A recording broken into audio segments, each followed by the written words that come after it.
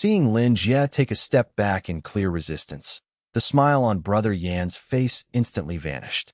He coldly asked who the guests she brought were. His eyes stopped on me, noting that I looked unfamiliar, and mentioned she had brought me in on a few big jobs before. Lin Jie's face instantly turned pale. She knew exactly what he was implying. The dirty deals they usually pulled off. High profit, but in reality, nothing more than a scam. If they met resistance, they wouldn't hesitate to kill. It was no different from outright robbery, except Brother Yin always chose his targets very carefully. He didn't dare touch well-known survivor teams to avoid trouble. But unfamiliar faces like mine, we were the perfect marks. Lin Jie shook her head repeatedly, saying she wasn't used to doing those kinds of things. Brother Yin sneered, telling her that if she was this useless, how could she ever provide for her little sister? She'd be better off letting the kid go out and work early. Who knows, maybe she'd be smarter than her. Little kids were in high demand these days. Lin Jie lowered her head, her whole body trembling. Her sister was only 12 years old, yet this bastard could spout such vile words right to her own sister's face. She softly protested that he was going too far, that her sister was still young. But Brother Yan's eyes instantly darkened. Lin Jie's heart pounded wildly. Everyone knew how ruthless this guy was. No one dared to defy him. He stepped up, cursing, and raised his hand to slap her right across the face. Lin Jie trembled but didn't dare dodge. She knew that if she did, the outcome would only be worse. She squeezed her eyes shut, bracing for the blow. With Brother Yan's massive, fan-like hand, a strike to her thin, pale face would definitely cause serious damage. But the slap never landed. Lin Jie opened her eyes and saw me standing right beside her, having appeared out of nowhere, gripping Brother Yan's wrist with one hand. Even though he was a regular mutant with immense strength, I easily subdued him with just one hand. My 5 fingers clamped down like steel pliers, making him feel as if his wrist bones were about to snap. His expression changed instantly as he demanded to know what I was doing. I casually let go and told him to settle their own business later. I was in a hurry. Brother Yan's face darkened for a moment, but after a quick thought, he broke into a smile and turned to tell Lin Jie to hurry up and bring the guests inside. He mentioned there was a big deal going down in VIP room 1, figuring I'd be interested. He grunted at her, signaling her to follow along. I smiled and said I was indeed very interested. I'd traveled a long way to pull off a few big deals, so why didn't he lead the way himself? Brother Yin froze for a second before bursting into laughter. He nodded repeatedly, praising me for not being an ordinary guy. After all, how could an ordinary guy bring along such beauties? He even gave me an admiring wink. I just smirked coldly, not bothering to reply. Brother Yin eagerly led the way. Lin Jie followed quietly behind us, her face pale. She wanted to say something, but didn't dare speak up with him right in front. I turned and asked Wei Fei Fei if they weren't used to trading here. I could tell that she and the others didn't seem to frequent Hejong Town. She replied that their group was mostly self-sufficient. Since she was still young, she was easily taken advantage of during trades, so they rarely came. Plus, they didn't have much surplus supplies anyway, so they usually just traded at the stalls outside. I smiled and said we might see some interesting things in a bit. Wei Fei Fei didn't quite catch my meaning, but seeing my calm demeanor, she realized I looked like I was just strolling through a market, completely unbothered. Brother Yin led us into the trading area. The ground floor looked like a massive bazaar, with tables displaying everything from firearms and ammo to freshly hunted mutant beasts. All around were groups of survivors who clearly knew each other. Seeing him smiling and leading a group of strangers, they all vaguely guessed what was about to happen. He ushered us this way, claiming the VIP room had plenty of things I'd definitely like. I smiled back, saying that sounded great. As we followed him upstairs, quite a few people in the hall shook their heads. Some even looked gloating, waiting for a good show. VIP room 1 was always booked by Brother Yan's crew. The rare legitimate deals here never involved the kind of guests he brought in today. Reaching the door, he signaled the guard, who immediately opened it and walked away. I listened to the fading footsteps, then casually sat down on the sofa with the others. Brother Yin sat opposite us and told us to wait a moment. I replied that there was no rush. At that moment, Jiang Zhuiying handed me a can of soda. I popped the tab with a crisp crack and took a relaxed sip. Brother Yin watched this, his eye twitching. He was probably thinking about how I was being served by a beauty and casually enjoying a drink. What a guy who knows how to enjoy life, he thought, while secretly laughing to himself.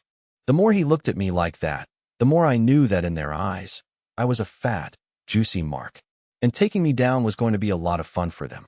Not long after, footsteps echoed outside. The guard opened the door and bowed, making way for a tall, imposing man. He strode in fiercely, followed closely by a group of men. These guys were clearly all mutants, most of them packing guns and weapons.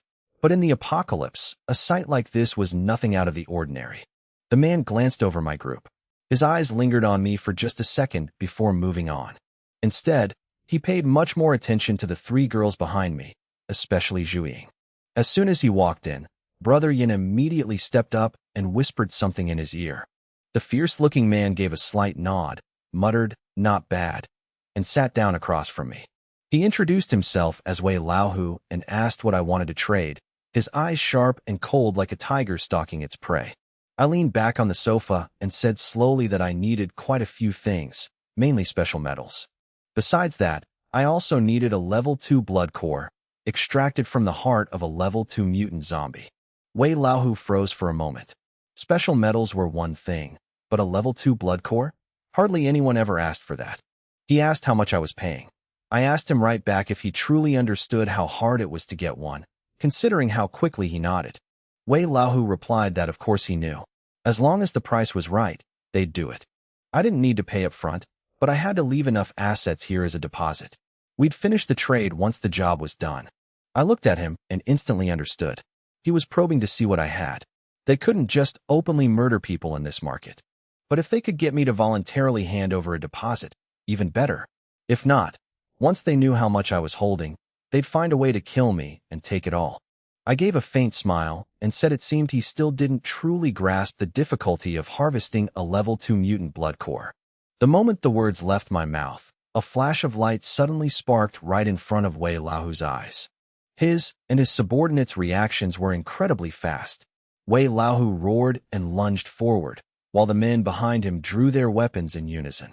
But in the blink of an eye, I had already drawn my gun and pulled the trigger. Muzzle flashes lit up the room. Gunfire roared like thunder inside the VIP room. Shot after shot rang out, dropping his subordinates before they could even react. Wei Laohu, who had just sprung forward, suddenly froze. Right in front of his eyes, a cold blade stopped mere millimeters from his pupil, making him too terrified to even blink. The one holding the blade was Zhuiying. Dressed in a tight combat suit with her hair in a ponytail, she showed absolutely no signs of mutant energy. She seemed like just an ordinary person, but her strike was so fast, precise, and ruthless that no one saw it coming. I held my gun casually, looking at Wei Laohu as if he were already nailed to the coffee table, and calmly stated that he and his men were simply too weak. Wei Laohu opened his mouth to issue a warning, but the blade in Zhuiying's hand plunged straight down, slashing a long gash across his face before pinning his hand firmly to the table. Even as a mutant, the agonizing pain and endless bleeding made him scream miserably, cold sweat pouring down his face. The wound from the triangular blade quickly dyed the tabletop red, but he didn't dare move. My gun barrel was pointed right at him. I scoffed, asking if they really thought they had what it takes to kill a level 2 mutant zombie with just their pathetic strength. Taozi stood to the side, too terrified to even breathe heavily. Lin Jia was completely stunned.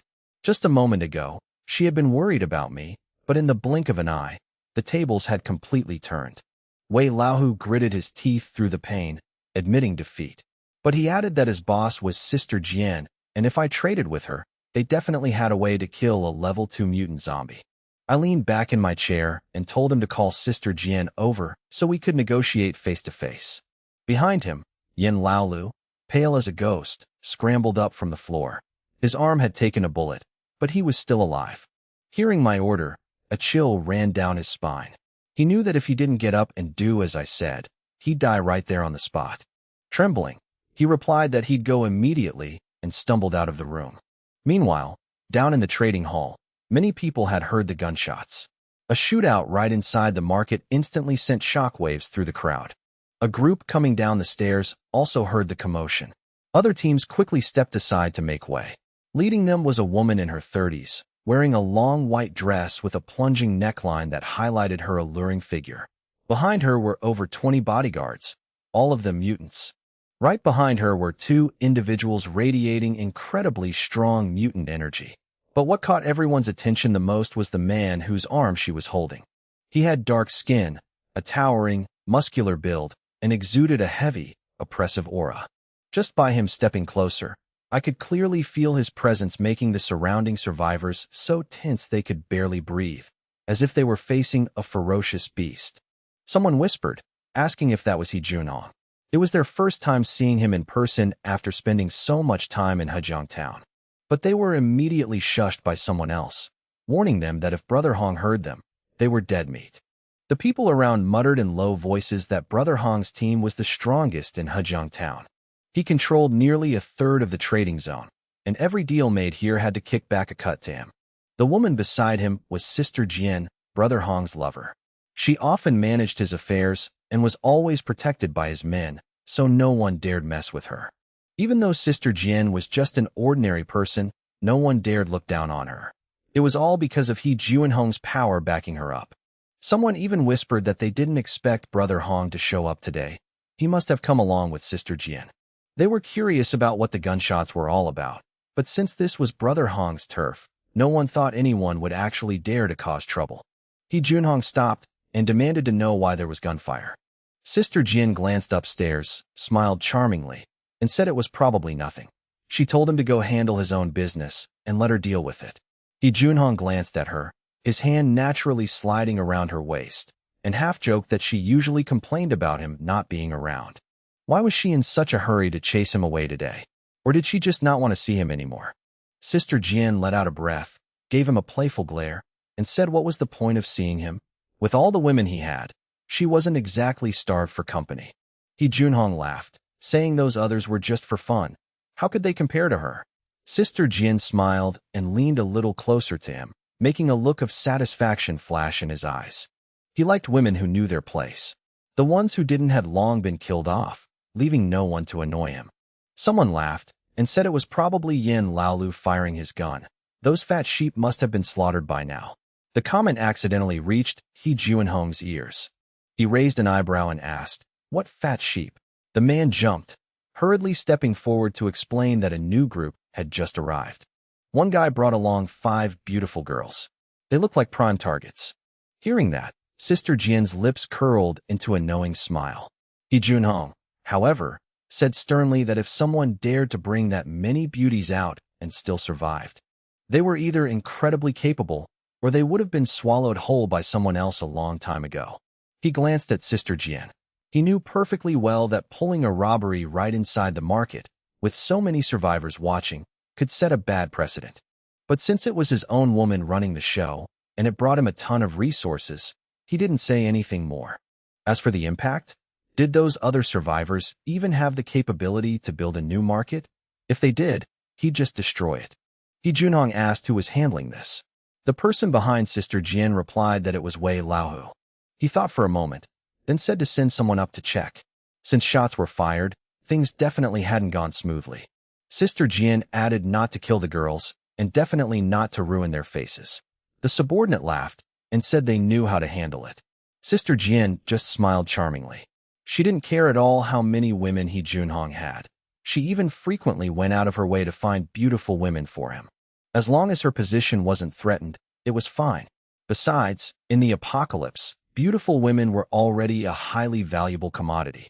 Right at that moment, Yin Laolu came stumbling down the stairs. Seeing him appear, the survivor who had been trying to suck up to He Junhong laughed and said Brother Yin was here, so everything must be settled. Brother Hong didn't need to worry anymore. He Junhong dropped the idea of sending someone up and looked over at Yin Laolu. He coldly warned him that next time something like this happened, he shouldn't make so much noise.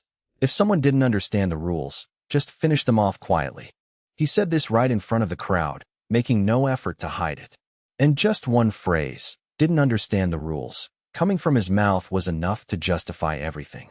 Quite a few survivors felt a chill run down their spines, silently thanking their lucky stars that they always kept a low profile.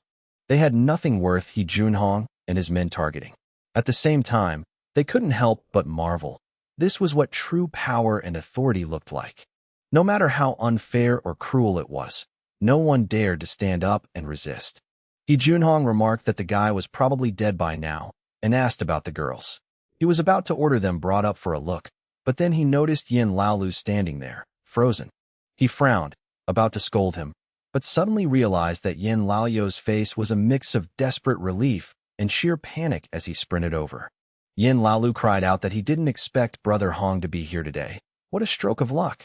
Earlier, he had been scared half to death. He never expected that I, a guy who looked like a clueless fool, would strike so ruthlessly and decisively. But luckily, I was arrogant enough to let him call Sister Jian, and it just so happened that He Junhong was here too. The arm I shot was causing Yin Laolu immense pain, his black jacket soaked in blood. It was just that the lighting was dim, so no one had noticed it earlier. The survivor who had been sucking up to He Junhong instantly shut his mouth, cursing himself internally for kissing the wrong ass. The others looked at He Junhong with a mix of shock and anticipation, eager for a good show. Yin Laolu quickly recounted the whole situation. He Junhong just glanced at the gunshot wound on his arm, his face growing colder by the second. "He's up there waiting for me," He Junhong said slowly, then let out a cold sneer. "Fine, let's go meet him." For something like this to happen on his own turf, it didn't take a genius to guess how He Junhong was going to deal with that group. Up in the VIP room, Wei Laohu was in so much pain his face was stark white. He looked at me, trying to keep his composure, and said it wasn't too late to let him go. I probably didn't know who Sister Jian was, but Brother Hong was backing her. I smiled and replied that I had just arrived in Jiangning today. I didn't know these people like Sister Jian or Brother Hong he was talking about, nor did I have any interest in them. Right at that moment, the door was pushed open, and a group of people walked in. A dark-skinned man stepped forward and casually sat down on the sofa across from me. He seemed completely oblivious to the corpses on the floor and Wei Laohu pinned to the coffee table. The men who came with him surrounded the area, their aura anything but ordinary. Beside him was a beautiful woman in a long white dress. Her eyes swept over everyone before landing on me. She observed me curiously, seemingly thinking that the person who caused all this must be some terrifying figure. The woman smiled and said she heard I specifically asked for her. She was Sister Jian. I calmly replied that indeed I had. I was invited by her subordinates to discuss business. Since we were talking business, there was no point in speaking to underlings who didn't understand a thing. The boss had to show up personally to show sincerity. The room was now packed with He Junhong's men. Compared to my group, the numbers were vastly mismatched. Lin Jie had never seen a scene like this before. Her hands were drenched in cold sweat from fear.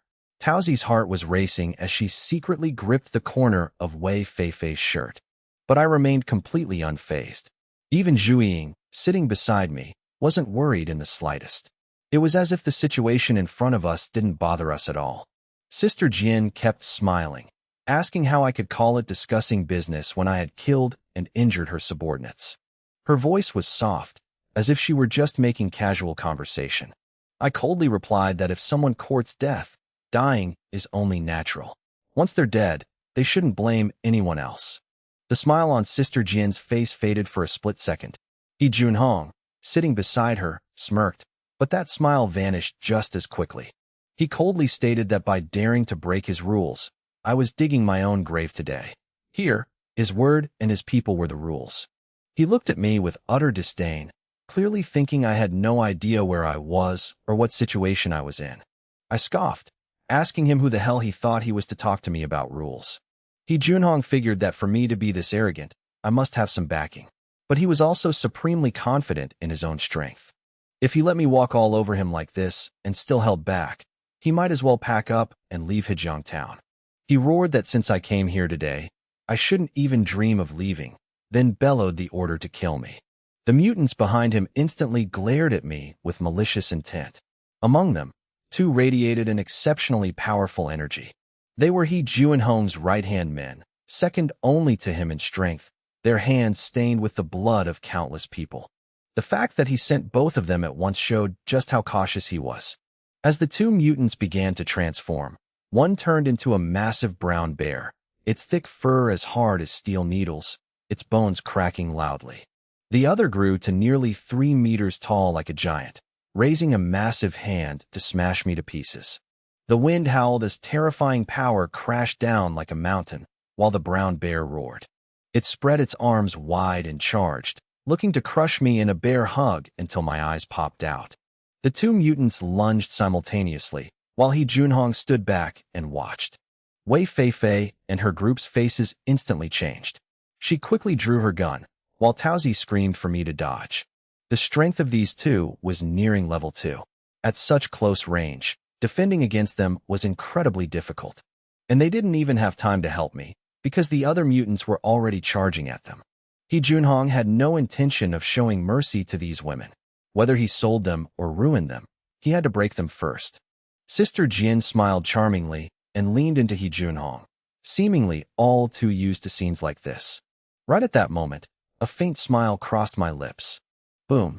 A bolt of lightning suddenly flashed right before everyone's eyes, blinding them in a wash of white light. Even Wei Feifei, who was about to act, froze in shock. The men charging at her group were engulfed in a net of electricity, their bodies convulsing as they screamed in agony. The surge of electricity also made the two powerful mutants falter for a split second. Immediately after, a brilliant flash of light accompanied by a lightning strike cleaved straight down on their heads. When the light faded, blood splattered everywhere. He Junhong's face instantly changed. His body went numb for a second, leaving him unable to react in time. Sister Jin shrieked and was shoved hard behind him. He Junhong roared, his muscles bulging, but at that exact moment, another bolt of lightning struck him directly. I heard a voice ring out beside me, warning him that he'd better not move. He Junhong saw the girl standing next to me. Both her hand and her long sword were crackling with electricity. Tiny arcs of lightning swirled around her pale fingers, looking like swimming fish. His eyes widened in sheer disbelief as he muttered that she was a level 2 mutant. Jiang Zhuiying giggled, asking if he actually knew about level 2 mutants. Looked like he had encountered one before. He Junhong's heart instantly sank. A level 2 mutant. He was close to reaching that level, but compared to a true level 2 mutant, he was still miles away. What terrified him even more was that from the very beginning, I, and the quiet girl standing next to me, hadn't even made a real move yet. At this point, He Junhong no longer dared to underestimate that girl. He also fully realized that I was absolutely not some guy just dragging a few weak women around. The women beside me were all roses with thorns, not to be trifled with. Not to mention that right now, aside from He Junhong, every single one of his men was either dead or critically injured. He never expected the tables to turn this fast, in just a few short seconds. Sister Jian, who had fainted from the electric shock, had just woken up. The moment she saw the scene before her, she nearly passed out again from sheer terror. Instinctively, she looked toward He Junhong, the man she had relied on all this time. Because up until now, with his protection, she had never had to worry about a thing, nor did she ever take anyone seriously. He Junhong spoke up, his voice trembling from the aftershocks of the electricity. He called me Captain Jiang and claimed that what just happened was all a misunderstanding. If it weren't for his robust physique, he probably would have died from the shock long ago. Even so, he was heavily injured, his entire body covered in blood. Facing the terrifying threat before him, he quickly lowered his stance. I gave a faint smile and asked if he finally understood what the rules were. At the same time, I glanced at Yin Laolu, who was cowering in the corner, the one Zhuiying had intentionally left alive.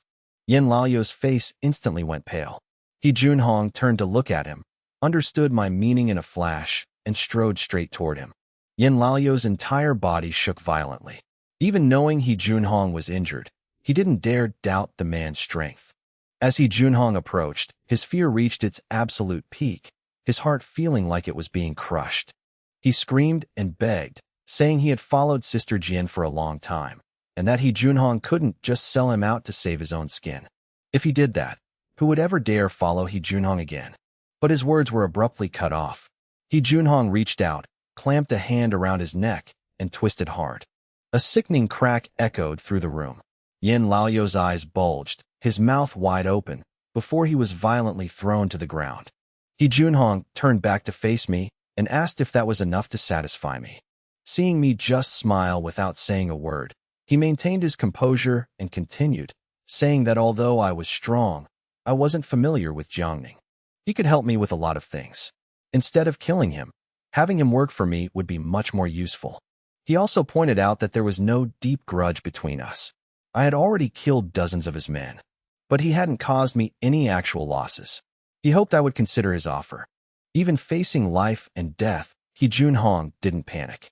He knew perfectly well that begging for mercy was useless.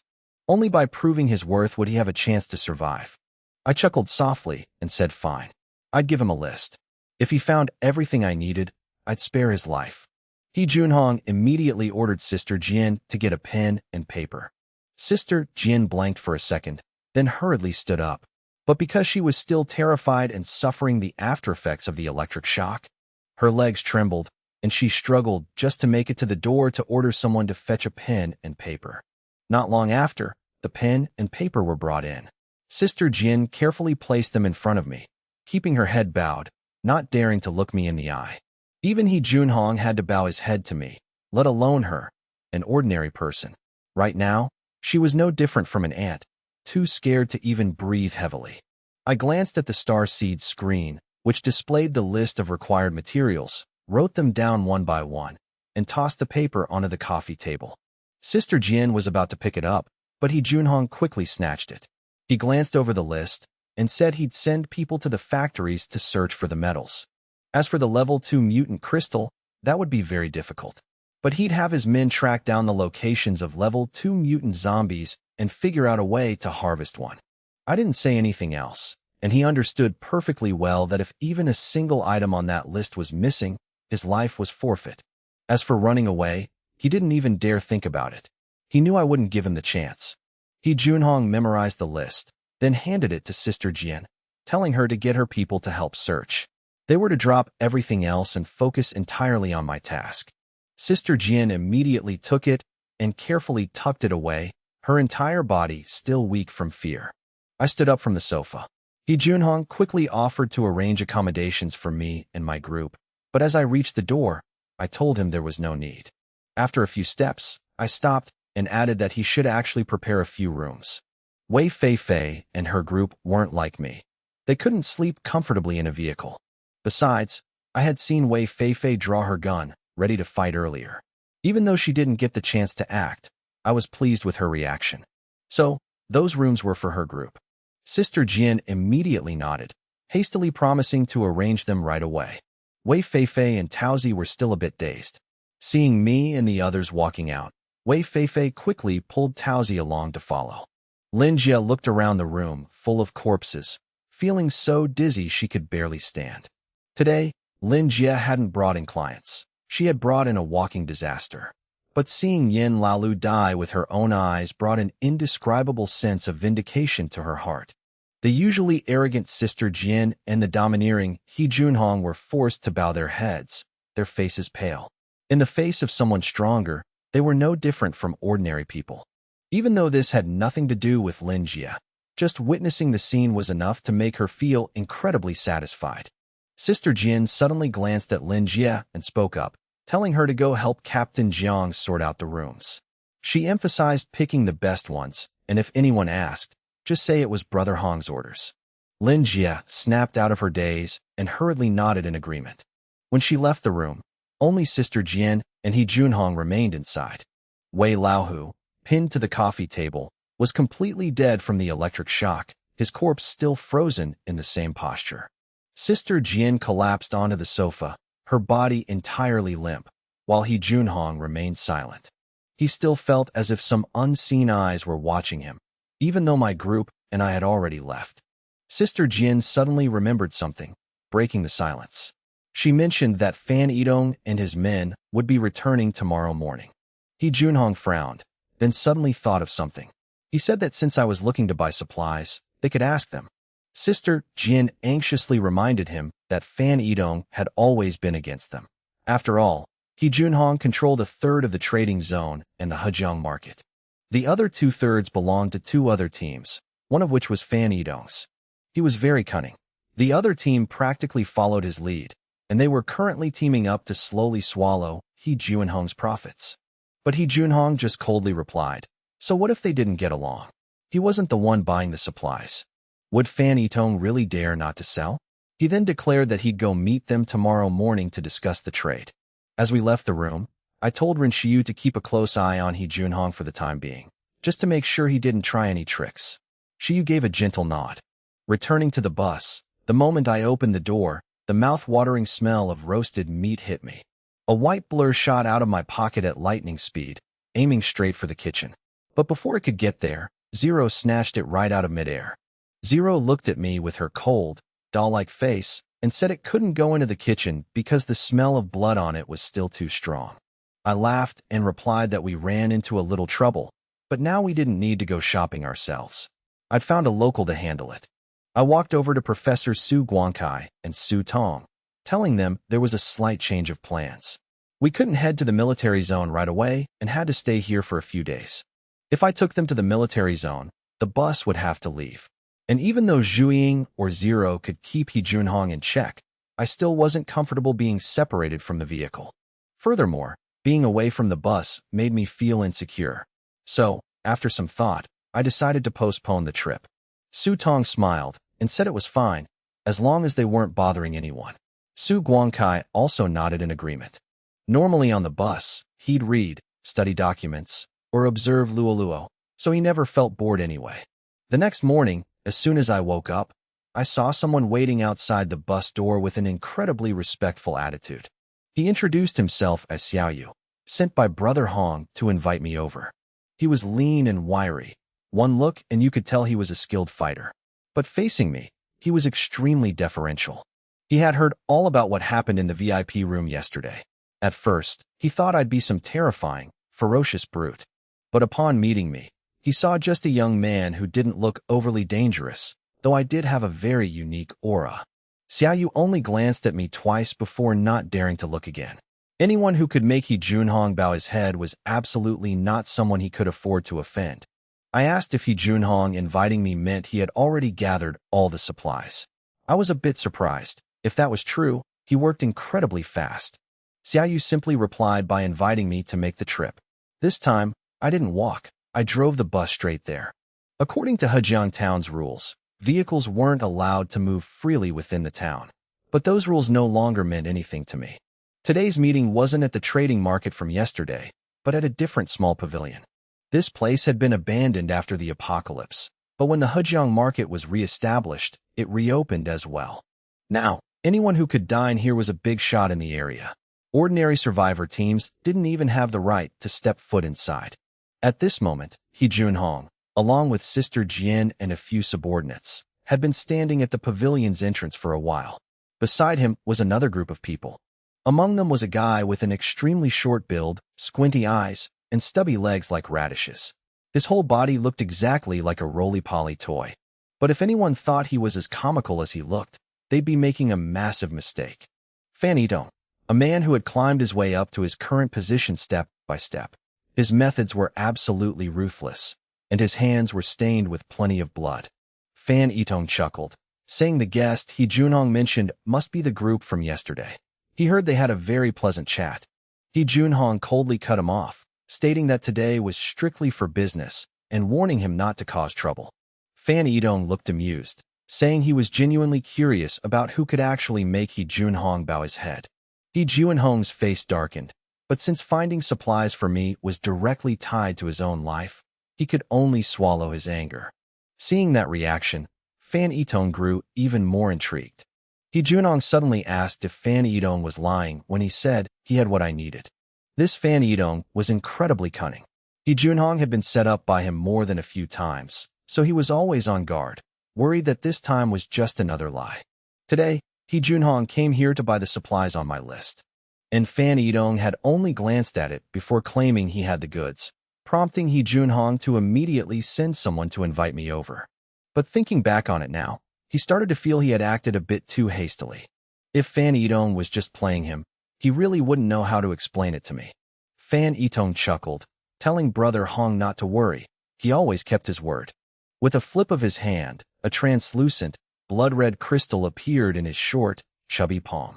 The crystal seemed alive, pulsing rhythmically like a miniature heart. A mutant crystal, and the energy radiating from it was unmistakably level 2. He Junhong's eyes instantly lit up. The hardest thing to find was a level 2 mutant crystal. He never expected Fan Yidong to actually have one on hand. Right at that moment, the roar of an engine echoed from afar. My bus appeared at the end of the street. As soon as the bus stopped, He Junhong and Sister Jian immediately stepped forward to greet me. The moment I stepped off the bus, I noticed the short, fat man standing there, observing me. I looked at He Junhong and asked straight out if he called me here because he'd found the materials. He nodded, saying he had found a level 2 mutant crystal. In that instant, my eyes lit up. Combined with the crystal I already had, that made 2. Exactly half of what I needed to upgrade the base vehicle.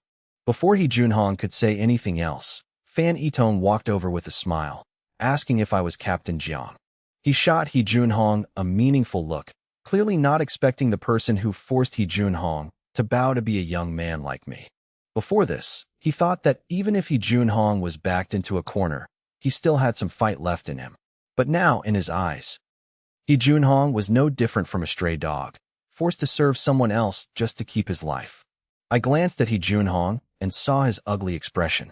I instantly guessed Fan Yidong's identity. This was his direct rival. Fan Yidong smiled and said he heard I was looking to buy a level 2 mutant crystal. What a coincidence. As he spoke, he turned his hand to reveal the mutant crystal in his palm.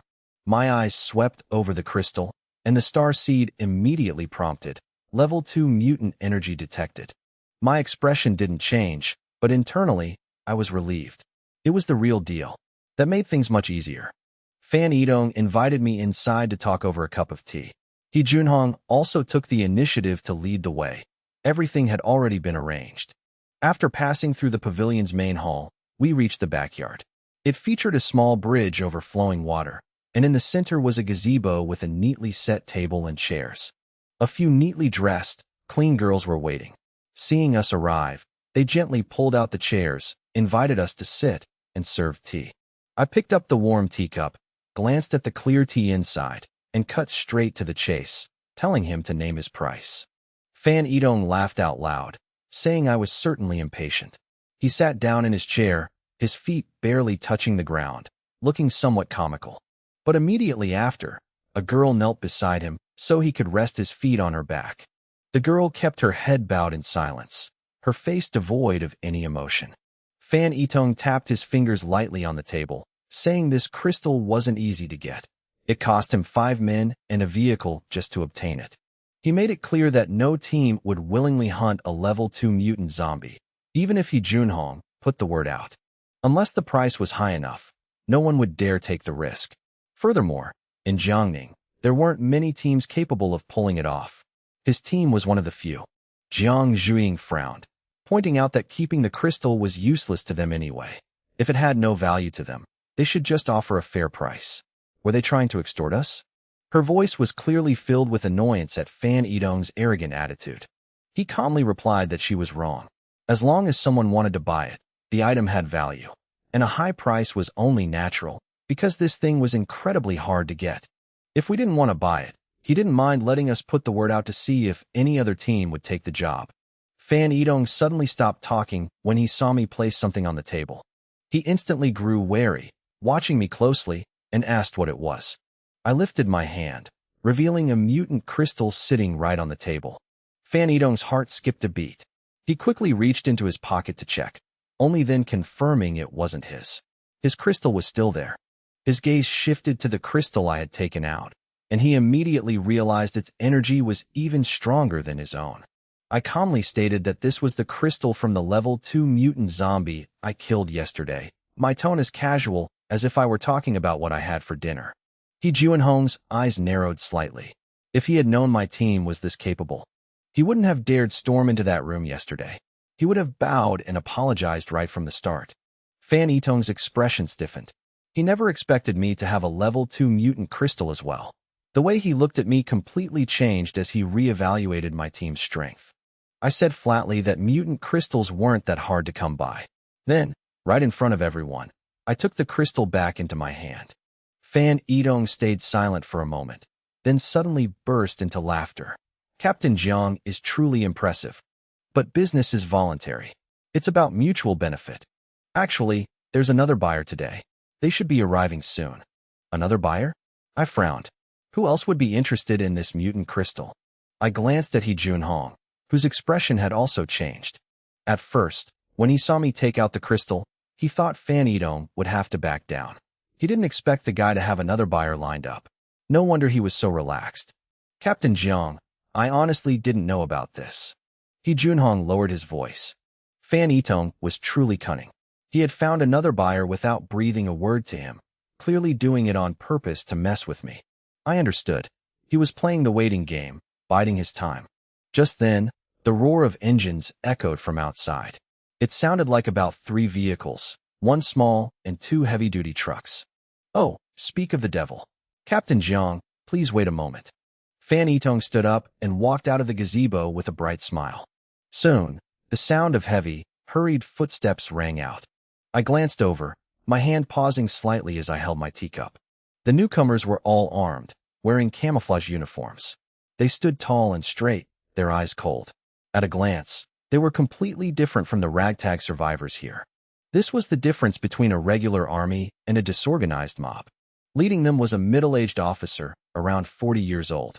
His steps were steady, his aura imposing. So it's the military, I realized inwardly. Aside from me, only the military would actually have their eyes on this mutant crystal. Those soldiers had to be from the Jiangning safe zone. I originally thought it would be a few more days before I ran into them. I didn't expect to meet them so soon, let alone in a situation like this. It's Lu Tianyu. He Junhong's face instantly changed. You know him? I asked. He Junhong nodded. The Jiangning safe zone is very closed off, but the military inside still frequently comes out for missions and trades with us. Among them, this Commander Lu Tianyu is the most famous. He commands the Heavenly Wolf Regiment, over 2,000 men strong. He's also incredibly powerful himself. Rumor has it he once tore a level 2 mutant beast apart with his bare hands without taking a single scratch. As he spoke, a hint of fear flickered in his eyes. The military sent him this time to buy the level 2 mutant crystal. Captain Jiang, I don't think this looks good. I understood what he meant. In front of the military, a mutant team was just a bunch of survivors. There was absolutely no comparison. He Junhong was saying this to cover his own ass. If we didn't get the crystal this time, I couldn't blame him. The Jiangning military always exerted immense pressure on survivors. Even if mutants wanted to join the safe zone, they had to pass strict tests and strictly obey military orders. It was completely different from places like Zhonghai or Shenyuan, where the military and mutants cooperated. Once people gained power, no one wanted to be tied down. That was why the Hejiang market existed, along with survivors scattered all over Jiangning. Commander Lu, I just brewed a pot of excellent tea. Please, have a seat. Fan Yitong greeted him warmly. The tall Lu Tianyu standing in front of him made Fan Yitong look even smaller. Lu Tianyu's face was cold. He just nodded. When the server set the tea down, he picked up the cup, downed it like a shot of liquor, and slammed it heavily onto the table. How is it? Is Commander Lu satisfied? Fan Yitong asked with a smile. I'm not here to make small talk, Lu Tianyu replied coldly. In his eyes, these survivors weren't worth his time. Their ragtag strength wasn't even worth mentioning. Fan Yitong just laughed it off. Seeing Lu Tianyu glance at me, he introduced, This is Captain Jiang. This is Commander Lu from the Jiangning safe zone. He's also here to buy the level 2 mutant crystal, just like you. Lu Tianyu took one look at me and scoffed coldly. Fan Yitong, these little tricks of yours are just pathetic. He assumed I was just a shill hired by Fan Yitong to drive up the price, because for mutants, mutant crystals were currently useless. Commander Lu, there's no need to be suspicious. Captain Jiang is genuinely here to buy the crystal. As for who actually gets it, well, I can't say for sure. Fan Yitong smirked. Lu Tianyu obviously didn't believe him and didn't even bother looking at me again, just waiting to see what kind of act Fan Yitong was going to put on. Jiang Zhuiying was annoyed and about to speak up, but I raised a hand to stop her. I just smiled, not bothering to argue. I wasn't here to convince Lu Tianyu. Even so, she muttered in annoyance, You're the scammer. Lu Tianyu heard her clearly. He turned to look at Jiang Zhuiying, his eyes shifting slightly. She's a level 2 mutant. Currently, Zhu hadn't learned to conceal her aura like Lu Changfei, so anyone with comparable strength could still sense it. Hejiang Town actually has a level 2 mutant? He clearly started paying a bit more attention. So Fan Yidong wanted to jack up the price, even going so far as to invite a level 2 mutant to back him up. But one person like that couldn't possibly stand against the entire Heavenly Wolf Regiment. He alone was confident enough to suppress Zhu. If both sides are so eager, let's skip the small talk. Lu Tianyu said in a deep voice. This level 2 mutant crystal goes to the highest bidder. He glanced over at us and made his offer. 5 assault rifles, 2,000 rounds of ammo. This price was already very high. Commander Lu, a level 2 mutant crystal is worth more than that. Fan Yitong shook his head. Before he could finish, I spoke up. 5 rifles, 5,000 rounds of ammo, plus 5 tons of mutant beast meat. My storage space was never short on weapons or beast meat. This price was well within my means. Lu Tianyu's face twitched, a fierce killing intent erupting from him. He gripped his teacup and slammed it hard onto the table. The marble tabletop instantly caved in, forming a circular dent. The teacup in his hand crumbled into dust the moment he let go. Fan Yitong, name your price. Stop playing these games. His voice was bone-chillingly cold. I just glanced at the dent in the table and sneered. That slam was clearly meant to intimidate me and Fan Yitong. Fan Yitong chuckled softly. This was his turf, and the military couldn't just openly rob or force a sale. Since that's the case, I'll be blunt. What I really want isn't weapons. He paused for a beat, then smiled. It's evolutionary crystals. Lu Tianyu snorted coldly. Evolutionary crystals were rarely brought outside by the military. Clearly, Fan Yitong's ambitions were far from small. I frowned. Are you kidding me? I had just raised the bid, and now he was asking for something else entirely. Captain Jiang, in business, you have to state your demands. If you don't have what I want, how can you blame me? Fan Yitong kept smiling. In his eyes, how could a survivor team possibly have evolutionary crystals? I smiled coldly and slowly opened my hand. In my palm lay several sparkling, translucent crystals, radiating powerful energy. Fan Yitong's eyes instantly lit up, glued to those crystals. Lu Tianyu was also momentarily stunned. Evolutionary crystals. For ordinary survivor teams, having these was practically impossible. But my base vehicle had an energy lab.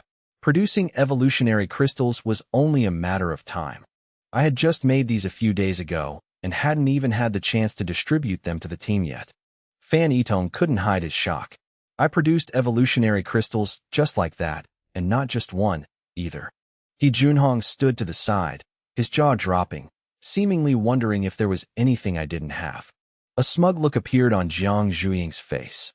She looked at Fan Yitong with utter disdain. She didn't care where these crystals came from. To her, as long as her brother kept getting stronger, that was enough. Fan Yitong stared greedily at the crystals, then glanced at Lu Tianyu. Haha, Captain Jiang is truly wealthy.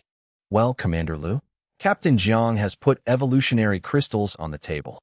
His fat face practically bloomed with a smile. Lu Tianyu reined in his surprise, his voice dropping. I bid 1 evolutionary crystal. For the military, level 2 mutant crystals were mainly used for research. But evolutionary crystals were different. The military had tons of mutants. They could never have enough of these. And what about Captain Jiang? Fan Yitong rubbed his hands together, looking at me like a starving man smelling roasted meat. He had realized that I absolutely had to have this mutant crystal. I shot him a glance and casually replied, I bid 2. Fan Yitong's eyes darted around as he turned to ask Lu Tianyu if he planned to raise his bid. Lu Tianyu remained coldly silent. 2 evolutionary crystals exceeded his budget. He was forced to back out. Seeing this, Fan Yitong looked visibly pleased. He turned to me with a friendly attitude. Deal. Since Captain Jiang is so generous, I can't be stingy either. He laughed heartily, thoroughly delighted. He Junhong stood by, fuming internally. 2 evolutionary crystals were enough to make Fan Yitong go crazy with joy. Lu Tianyu continued to watch coldly, unable to understand why I was willing to pay such a steep price for something that, in the eyes of survivors, was practically useless. Captain Jiang, let's finalize the trade. Fan Yitong said impatiently. I tossed the 2 evolutionary crystals onto the table with a clack. His eyes lit up, and he immediately snatched them up. Hold on. Where's the mutant crystal? Jiang Zhuiying unceremoniously held out her hand. Right here, right here. I'll hand it over now. Fan Yitong hurriedly handed over the level 2 mutant crystal. Jiang Zhuiying glared at him, then happily handed it to me. Here you go. As I held the mutant crystal, the star seed system immediately scanned it. Level 2 mutant energy detected. I let out a soft breath, a flash of joy appearing in my eyes. 2 level 2 mutant crystals were enough. The hardest step was finally done. The base vehicle's evolution was close at hand. Fan Yitong clutched the 2 evolutionary crystals tightly, smiling so hard his eyes turned into slits, constantly repeating, "A pleasure doing business." But his eyes couldn't help darting toward my hand, where I still held a few more crystals. With Lu Tianyu present, he had to pretend he didn't see them. Lu Tianyu stood to the side, watching, and secretly shook his head. Surviving this long, yet he still doesn't understand that you shouldn't flash your wealth in the apocalypse. Now, I want to ask you something. He suddenly spoke up, staring straight at me. I looked at Lu Tianyu, a bit surprised, wondering what this commander could possibly want to ask me. Those evolutionary crystals, where did you get them? Where are you from? Lu Tianyu asked directly. Hearing this, before I could even react, Fan Yitong's heart skipped a beat. He, too, was suspicious of where those evolutionary crystals came from. It was incredibly hard for survivor teams to get their hands on so many evolutionary crystals. Even if they did, the amount would be minuscule. Plus, they'd use them the moment they got them. Who would hoard this many? Now that Lu Tianyu was asking directly, if these crystals really had a shady origin, Fan Yitong wasn't worried about being implicated. The deal was done, and the crystals were in his hands. There was no way he was giving them back. But the rest of the ones in my hand would very likely be targeted. I maintained my calm demeanor and said slowly, where I got my evolutionary crystals from. I don't think I need to report that to you, do I? Jiang Zhuiying frowned and immediately chimed in. Exactly. My brother has no obligation to tell you anything. Someone daring to pry into my secrets instantly put her on high alert. Lu Tianyu's face darkened completely. He suspected these crystals might have been stolen or robbed from some safe zone. But military security was incredibly tight, so the chances of that were low, which was why he hadn't interrogated me right away. He didn't expect me to answer so bluntly, giving him absolutely no face. In Lu Tianyu's eyes, survivor teams were nothing but a disorganized mob. Hejiang Town had been turned into a chaotic mess by them. He never respected them, and he certainly couldn't tolerate this kind of arrogance. As for a little girl, he didn't even bother stooping to her level. Seeing the tension rising, Fan Yitong quickly stepped in to mediate. Commander Lu, once something is in someone's hands, it's theirs. What's the point of tracing its origins? Lu Tianyu looked at me, his voice deep. The safe zones are all one entity. If this involves another safe zone, I can't just turn a blind eye. Fan Yitong coughed lightly and smiled. But regardless, this is a matter within our Hejiang town. You're a man of high status. It wouldn't be appropriate for you to interfere, right? Are you saying I have no jurisdiction over what happens in Hejiang? Lu Tianyu raised his voice. Fan Yitong just smirked and didn't say anything else, taking it as a tacit admission. Lu Tianyu coldly replied with a single word, fine. He then looked at me one more time, only to be immediately glared at by Jiang Zhuiying. What are you looking at? She snapped unceremoniously. Fan Yitong felt annoyed hearing this. He had already made Lu Tianyu lose face, and now this girl was adding fuel to the fire. It was practically pushing him entirely to the opposing side. He was already calculating in his head. He definitely had to make up for the damage this girl was causing. With her looks and strength, she'd definitely fetch a high price if sold. There was no shortage of mutants obsessed with girls who were both beautiful and powerful. Right then, I spoke up, still playing with the evolutionary crystals in my hand. If that's the case, then I'm relieved. Fan Yitong laughed inwardly, thinking I was too green. Just a few words and I thought I was safe, completely unaware of the impending backlash. For a guy like him not to make a move would be a disservice to himself. Captain Jiang is my VIP guest now. If you need anything, just say the word. We absolutely won't mistreat you. He smiled. I looked up, staring straight at him. Actually, There is one thing I need. Haha. Just say the word, Captain Jiang. My eyes turned ice cold. Your head. Fan Yitong's face changed in an instant. I raised my hand, a gun already in my grasp, its dark muzzle pointed straight at his head. Fan Yitong screamed in panic. You're courting death. His reaction was incredibly fast. He instantly flipped the marble table in front of him to use as a shield. The stone table crashed to the ground with a loud bang, while I had already jumped back to dodge. The waitresses screamed in terror. Fan Yitong's subordinates drew their guns in unison, and deafening gunfire erupted. What the hell is this? Lu Tianyu immediately led his men to the side, standing by to watch the shootout between me and Fan Yitong's crew. Sister Jin screamed in panic and was quickly pulled to safety by He Junhong. He Junhong was stunned. He never expected me to strike so decisively. Jiang Zhuiying didn't even need a gun. She raised her hand, and lightning instantly danced in her palm, arcing into the crowd. Anyone it touched screamed in agony, their bodies convulsing before collapsing. She's strong, Lu Tianyu frowned. Earlier, he thought she was Fan Yitong's backup. He didn't expect her to be with me, and on top of that, she was incredibly formidable. With a sister like that by my side, it was no wonder I dared to be so arrogant. But what shocked Lu Tianyu even more was me. I just stood inside the pavilion, leaning against the pillars, calmly firing my gun. He noticed that I only shifted my body slightly, barely changing positions, and didn't even need to lock my eyes on a target. Yet every single shot I fired instantly took down a man. In just a short amount of time, I had gunned down more people than Jiang Zhuiying had electrocuted. Even though she was a level 2 mutant, she couldn't fully unleash her power in this environment, and her body still couldn't withstand a direct bullet hit. Lu Tianyu couldn't help but be shaken. I only showed faint signs of mutant energy, but my marksmanship was beyond imagination. It was as if I could predict the enemy's every move. Every shot looked like an enemy had coincidentally thrown themselves right into the line of fire. Damn it! Fan Yitong cursed through gritted teeth, hiding behind a wall. He had brought quite a few men, but the moment the firefight started, they were suppressed by me and Jiang Zhuiying to an unbelievable degree. On one side, I was shooting with near-perfect accuracy. On the other, Zhuiying was suppressing them with her mutant powers. His subordinates didn't even have time to counterattack. But this was his turf, and Fan Yitong wasn't stupid enough to only bring this many men. Bang! Bang! Bang! Continuous gunfire tore through the pavilion. Tiles from the roof began to rain down. I immediately glanced up and saw a few shadows flickering by the windows. Right after, two figures leaped out like apes, diving straight down onto the roof and smashing it with heavy punches. Crash! Tiles shattered as two mutants charged out from the debris, aiming to ambush us. Trying to sneak attack? Zhuiying raised her hand, and a net of electricity instantly engulfed the two of them. The crackling of electricity mixed with their agonizing screams made everyone shudder. Taking advantage of the opening, I immediately raised my gun and fired straight up at the windows.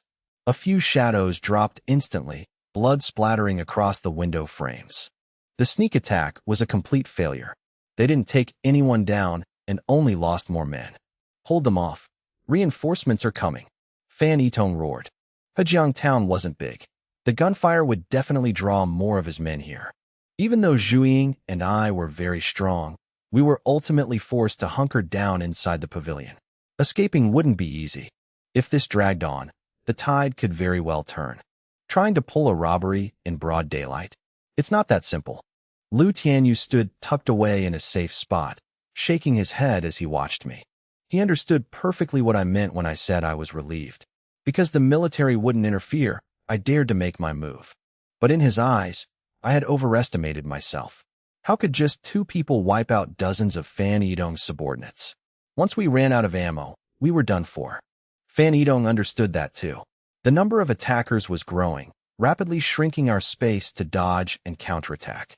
Just then, Fan Yitong's ears twitched. He turned his head to look at the wall behind him, confused by a strange noise. Immediately after, an overwhelming sense of danger washed over him. At the same time, Lu Tianyu's expression changed, and he instantly looked in that direction. Boom! An earth-shattering crash rang out. The wall was obliterated by a terrifying force, sending bricks and rubble flying everywhere. The impact swept through the men standing nearby, tearing them apart like ragged sacks and smashing them straight into their comrades. Before they could even scream, they were reduced to minced meat. On the ground, a long trench appeared, as if plowed by a massive beast. Lu Tianyu's face completely changed. He stared in disbelief at the ruined wall and the white object behind it. As the dust settled, the cold front end of a massive bus revealed itself, having crashed into the courtyard like a roaring monster. Fan Yidong rolled on the ground, groaning in a daze, staring blankly at my bus. If he hadn't seen it with his own eyes, he wouldn't have believed this scene. Lu Tianyu also looked at me in shock, just when he thought my trump card was only my level 2 mutant sister. I showed off marksmanship beyond imagination, and just as he acknowledged that, this bus appeared. A survivor team that continuously caught him off guard like this. He clearly saw the cannon on the roof of the bus slowly retracting. That attack just now was a massive blast of compressed air. Even standing in a safe spot, he could still feel its terrifying power. If it hit head-on, even he wasn't sure he could dodge it. Just a graze would leave him ending up exactly like Fan Yidong right now. Fan Yidong was now no different from a torn blood bag. His entire body was dyed red, his internal organs feeling like they'd been flipped upside down. Right then, agonizing screams echoed from upstairs. Behind them was a dark shadow moving like a ghost, flashing behind them and slitting their throats. Bang, bang, bang. Gunshots rang out in succession. Very quickly, Zhang Hai and Sun Kuan appeared at the windows, each holding a gun and shouting, "Brother Jiang, it's done." Did those guys really think hiding up there was safe? Zhang Hai and Sun Kuan's mutant abilities made scaling walls a breeze for them. And Zero had sneaked in early on, striking even faster than the two of them. Hearing the commotion upstairs, Fan Yitong's eyes turned completely dark. He looked at me and Zhuiying approaching in despair. You're so ruthless." I stomped hard on his wrist. The pain made him convulse, his 5 fingers loosening, and the 2 evolutionary crystals dropped to the ground. Under his despairing gaze, I bent down and picked them up. I shot him a look of utter contempt and sneered. Trying to extort me? You should have checked if you had what it takes first. Fan Yitong was too greedy. I didn't even need Renshiyu's sensory abilities. Just looking into his eyes, I could clearly see that naked greed. With this kind of person, I never hesitated to strike. You bastard Jiang Yu. Let me handle him. Zhuiying cut him off, arcs of electricity already sparking in her hands. Fan Yitong trembled, crawling backward, his face filled with sheer terror. Crackle, crackle. I turned around and looked at Lu Tianyu and his soldiers. Lu Tianyu had already reigned in his initial shock. Seeing me look over, he said calmly, "Internal conflicts between survivor teams are not the military's concern. We won't interfere." With that, he waved his hand, signaling his soldiers to withdraw. "Hold on." I suddenly spoke up. Lu Tianyu frowned, as if not understanding what else I could possibly want to say. "By the way, let me ask you something. What are the requirements to enter your safe zone?" I asked. After the unpleasant experience at the Star City base, I wasn't planning on hastily bringing up the 2 Professor Seuss. I wanted to understand the rules first. Lu Tianyu froze for a second, then gave a faint smile. "I thought you were going to ask something important. You want to join the safe zone? You could say that." The safe zone has very strict rules. Not just anyone can get in. The military isn't a place that tolerates riffraff. Plenty of people before thought having a little skill was enough. They all ended up getting rejected. Don't waste your time. His voice was full of disdain. In his eyes, robbery among survivor teams was common, but that was exactly why he looked down on them even more. Mutant teams qualified to join the military were incredibly rare. No matter how strong I was, it wouldn't be easy. "So you're saying we can at least apply, right?" "That's enough for me. Whether I get in or not isn't something you need to worry about." I replied casually. I just needed a chance to get into the safe zone and assess the situation.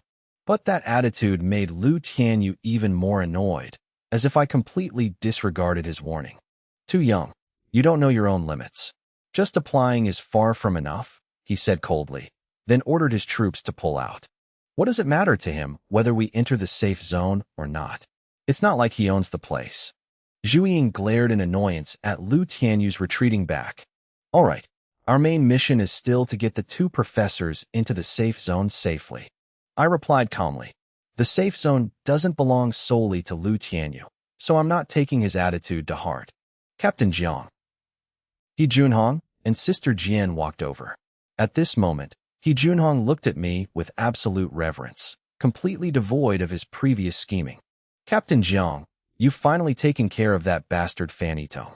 As long as we force Luo Feng to fall in line, the entirety of Hejiang Town will be in your hands. From now on, I'm willing to serve as your loyal dog, Captain Jiang. He spoke with sheer excitement. Having been suppressed by Fan Yidong and Luo Feng for so long, seeing his rivals fall brought him immense satisfaction. Moreover, clinging to me was clearly the smartest choice. Not just He Junhong. Even Sister Jian standing next to him looked at me with eyes full of admiration. She even deliberately pressed closer, flaunting her charms to catch my attention. You misunderstand, I frowned. I have no interest in Hejiang Town. He Junhong was stunned. Was I really planning to enter the safe zone? But that wasn't something he had the right to meddle in. I'll quickly gather all the materials you need, Captain Jiang. The word is already out, and I'm buying them at a premium. He Junhong hurriedly reported, even offering to cover the extra costs himself to speed up the process. Good job, I nodded. Suddenly remembering a few people, I added, just keep an eye on the two girls who traveled with me and their squad. Take good care of them. I think quite highly of Wei Feifei and her team. Rest assured, sir. He Junhong immediately replied, from now on, those two girls can live freely in Hejiang Town without paying any fees. I'll arrange the best accommodations for them. They're your people, so I wouldn't dare neglect them. Captain Jiang really scored a massive victory today. You got what you needed and took care of Fanny Dome. How about I personally cook tonight? Let me treat you to a small feast to help you relax, Captain Jiang. Sister Jian smiled seductively, intentionally leaning closer and resting lightly against my arm, a faint scent of perfume wafting from her. He Junhong quickly chimed in. That's right, Captain Jiang. There's a very strong local liquor here in Jiangning. I still have a whole barrel of it saved up. You absolutely have to try it, Captain Jiang. He didn't care about those women at all. As long as I was pleased, he was willing to offer up anything. No need. I eat simply, and I prefer cooking my own meals. I politely declined. Haha, of course.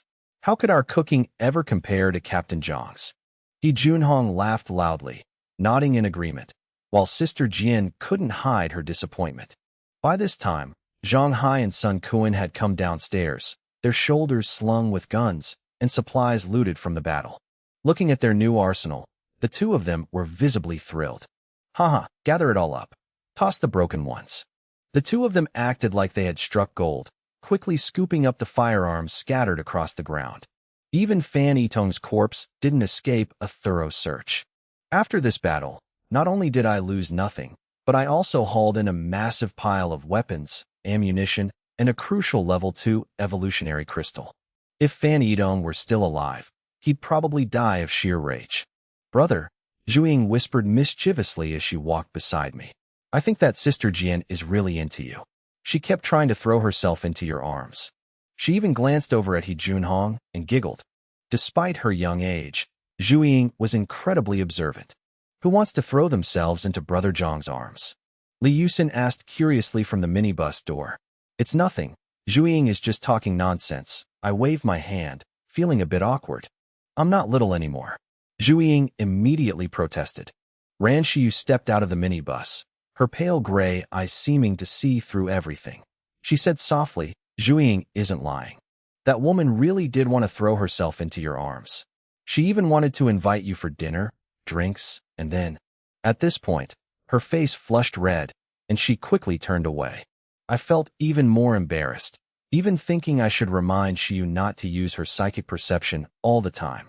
Li Yusin also blushed and hurriedly said she was going to help Zhang Hai and Sun Kuan pack up the gear. I could only smile bitterly. I was clearly innocent here. I hadn't done anything. The next morning, the minibus left Hejiang Town, heading straight for the Jiangning safe zone. The off-road vehicle followed closely behind as the two cars drove toward the inner city. Gathering the materials would still take some time, and the Jiangning safe zone wasn't far away. Less than an hour later, we could clearly feel a drastic shift in the atmosphere. On both sides of the road stood silent high-rises. Abandoned cars had been pushed to the sides. There were no zombies in sight, only dried bloodstains splattered across the walls. Before us loomed a massive concrete wall, cutting across the landscape like a barrier between two worlds. On one side were the post-apocalyptic ruins. On the other was the safe zone where survivors gathered. The grayish-white wall was stained with blood and was still under construction, with scaffolding visible in the distance. The wall featured two massive gates with heavy iron doors. Numerous gun emplacements pointed outward, and there were even artillery cannons mounted on top. As our vehicles approached, the artillery barrels slowly swiveled to track us. "Stop the vehicle. State your business." A voice rang out from behind the gate. "We want to find out how to join the safe zone." I replied, observing the thick wall ahead through the windshield. At the base of the wall, bullet casings were scattered everywhere, and the ground was dyed so thick with dried blood that its original color was unrecognizable. "Wait there." A moment later, another heavy door opened. The minibus and the off-road vehicle drove in one after the other. Soldiers inspected the vehicles and counted our numbers before signaling us to proceed. Once inside, I realized this was merely a parking lot filled with military vehicles. Soldiers were busy making repairs, unloading cargo, and preparing for deployment. Behind the parking lot stood an even taller concrete wall. Only by passing through that would we reach the true safe zone. The security here was indeed incredibly tight. There were many other vehicles and people waiting around, likely survivor squads hoping to enter the safe zone. A female officer was leading some soldiers to speak with them. Seeing us arrive, she signaled for us to park and wait. Right then, I frowned slightly. I didn't expect to run into a familiar face in a place like this. Talk about bad luck. Just as the minibus pulled into the lot, someone casually glanced over, and his face instantly drained of color. Why was he here? He had clearly fled all the way here to hide. That person was Yang Ying. Previously, when I first arrived in Jiangning to hunt the level 2 mutant zombie, I had crossed paths with him and his Tianji squad. Initially, Yang Ying had planned to wait for us to be defeated by the mutant zombie so he could swoop in and loot us. But he never expected the Shuriying squad's combat power to be so terrifying, scaring him so badly that he turned tail and ran on the spot. He must have returned to Hejiang town, felt unsafe no matter how much he thought about it, and ultimately decided to hide inside the safe zone. For Yang Ying, joining the military was an incredibly painful decision. Once he stepped inside, his days of running rampant on the outside would be over. But the memory of me effortlessly slaughtering that level 2 mutant zombie still filled him with dread, forcing him to take this path. He never imagined that running would be useless, as he ended up running right into me here. It was like seeing a ghost in broad daylight. He simply couldn't escape this shadow. With that kind of strength, why wasn't he out there ruling the wasteland? Why chase him all the way to the safe zone? Yang Ying was on the verge of losing his mind. What's wrong? The female officer in charge noticed his pale face and frowned. Yang Ying had been here for a day and had always acted confident. He had never shown this kind of mouse-meeting-a-cat terror before. "Major Wan, I know the squad that just arrived." Yang Ying hesitated for a moment before continuing. "I ran into them the day before yesterday. At the time, they were besieging a group of survivors in a small building. Their captain looks like a scholar on the outside, but he's actually a total degenerate. Just look, his vehicle is full of girls he's collected." During his day here, relying on his psychic abilities, Yang Ying had grasped a bit of Wan Lan's personality, the officer in charge of receiving new squads. He quickly spun a web of lies, pinning all the vile things he had done onto me, while painting himself as a righteous man who was hunted down by me for trying to save people. Details like that were hard to fabricate without having experienced them. He didn't need Wan Lan to believe him completely. Just a little doubt was enough. Sure enough, Wan Lan's expression grew increasingly ugly. "Stay here. Don't try anything funny," she said coldly. She didn't entirely believe Yang Ying, but in her jurisdiction, she absolutely would not tolerate any trouble. Wan Lan then walked over to the minibus. "Who's the captain?" I rolled down the window. "I am." "You'd better drop that survivor squad habit of fighting whoever you meet right now," Wan Lan said. I frowned. "I don't know what you've heard, but you'd better not just listen to a one-sided story." I didn't even need to think to guess what Yang Ying had told her. To me, he was just a buzzing fly, annoying to look at, but not quite worth swatting immediately. This is an order, not a discussion. And I don't need to hear your explanations, Wan Lan said coldly. I haven't joined the safe zone yet. What gives you the right to order me around? I replied calmly. The moment you stand before me, you are under my jurisdiction. This is my final warning. Don't cause trouble. My attitude only made her more displeased. Which of the other survivors wasn't bowing and scraping to obey? He wanted to join the safe zone with an attitude like that? Thinking back to Yang Ying's terrified expression, she became even more convinced that his words weren't entirely fabricated. Why are you warning my brother? Zhu Ying rolled down the window and asked angrily. Wan Lan's arrogant gaze, looking at me like I was some street thug, made Zhu Ying extremely uncomfortable. Wan Lan shot her a glance and scoffed coldly. Through the car window, she saw the beautiful girls inside, their temperament and looks far surpassing her own. Seeing so many beauties crammed into a luxurious mobile home instantly sparked unsavory assumptions in her mind, making her believe Yang Ying's words even more. Get out of the vehicle, Wan Lan ordered. Her first impression of me was already rock bottom. Over the past 2 days, 4 survivor squads had arrived. Besides her, there were 2 other officers in charge of inspections. Yo, Lan Lan, you look upset. Did someone piss you off? One of the 2 officers laughed when he saw Wan Lan storming over. It's just those survivors. I really don't understand why we have to take them in, Wan Lan grumbled. No worries.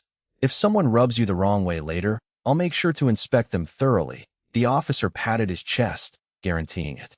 Everything must be done according to regulations. We can't make decisions based on personal feelings, the other officer said sternly. Hearing this, the boasting officer awkwardly lowered his hand. This officer was in his 30s, wearing a thin camouflage uniform that clearly outlined his solid muscles. His bronze skin was covered in crisscrossing scars. In reality, he was the one primarily responsible for this round of inspections. Captain G is right. The higher-ups have made it clear. The current situation forces us to take in survivor squads. Whether they get to join the military or not, they ultimately have to be brought into the safe zone. We can't just hide away forever. Sooner or later, humanity has to rebuild civilization. The other officer sighed emotionally. Wan Lan pursed her lips, glanced at Ji Xiangming, and said, I'm not trying to make things difficult for anyone. It's just that guy's attitude is terrible.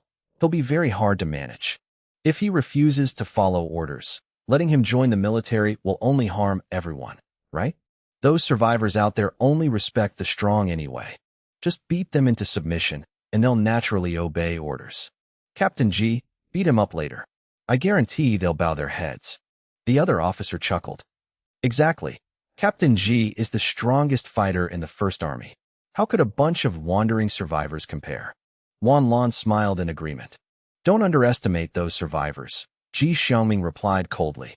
They've accumulated a lot of experience from countless life and death encounters. Looking down on them will only lead to your own defeat. That's impossible. Captain G, I believe in you, Wan Lan blurted out. But when she saw his solid, muscular chest exposed under his thin uniform, her face flushed slightly, and she quickly lowered her head. Nothing is impossible. Ji Xiangming shot her a glance and frowned. Major Wan, don't let personal feelings interfere with your work. Our only duty is to inspect. He had vaguely guessed what happened. It wasn't the first time. It was just that this time, the survivor refused to bow his head and didn't obediently submit as Wan Lan expected. I understand, Wan Lan replied, her face pale, not daring to say another word. She turned her head to look at the minibus, just as everyone and I stepped out. The moment she saw me, her eyes turned icy again. She hadn't expected to be reprimanded by Ji Xiangming just because of me. Wan Lan felt incredibly frustrated, thinking to herself how I could possibly compare to Captain Ji, someone ranked among the top 10 strongest individuals in the military. With his special forces training and his mutant abilities, Ji Xiangming's strength was almost unimaginable. Initially, she just disliked me, but now she genuinely hoped to see me taught a harsh lesson. What a coincidence. We meet again, Yang Ying sneered when he saw me approaching. Some people are just plain stupid, making enemies the moment they arrive. How are you going to survive here? Don't you guys agree? He and his cronies behind him laughed and jeered in agreement. But the moment my gaze swept over him, Yang Ying's expression instantly changed. That cold stare reminded him of the scene where the level 2 mutant zombie was slaughtered. His heart pounded, and his body trembled slightly. He quickly steadied himself and yelled, "You want to fight?" He felt a bit uneasy, but seeing Wan Lan and the officers nearby, he forced himself to stay calm. He wouldn't dare make a move here. I just glanced at him and said calmly, "This place you're so desperate to crawl into, I might not even care for it. Don't use your shallow brain to guess my intentions, idiot." "How pathetic. You only know how to act tough by hiding behind others," Zhu Ying added coldly. Hearing this, Yang Ying felt even more anxious but tried to maintain his smug facade. Wan Lan, however, was infuriated by the hiding behind others comment. Her face darkened, and she was already plotting how to teach me a lesson during the upcoming inspection. Right at that moment, the massive gates echoed with the heavy sound of metal, and the ground trembled. A convoy of vehicles rolled in like an iron dragon, over 100 of them, including tanks and armored cars. The vehicles were covered in blood, and their beds were piled high with the corpses of mutated beasts bearing ferocious fangs. Just looking at them sent a chill down one's spine. "General Zhang has returned." Wan Lan immediately rejoiced. Compared to this army, my existence seemed utterly insignificant. Ji Xiangming's eyes also lit up. Ignoring the survivors, he quickly strode toward the convoy. I watched from a distance, noticing the vehicles were riddled with dents. The soldiers were tanned from the wind and sun, their uniforms stained with blood. Moreover, a general had personally led the troops back. For some reason, the image of the construction scaffolding outside flashed through my mind. I used to think the Jiangning safe zone was just a small place, but now I saw it was being built on a massive scale, with terrifyingly tight defenses. Su Guangqi and Su Tong chose this place not just because it was their hometown. Perhaps they weren't intentionally hiding things from me, but rather, the information they had was too limited. After all, they were just scientists, not military or political figures.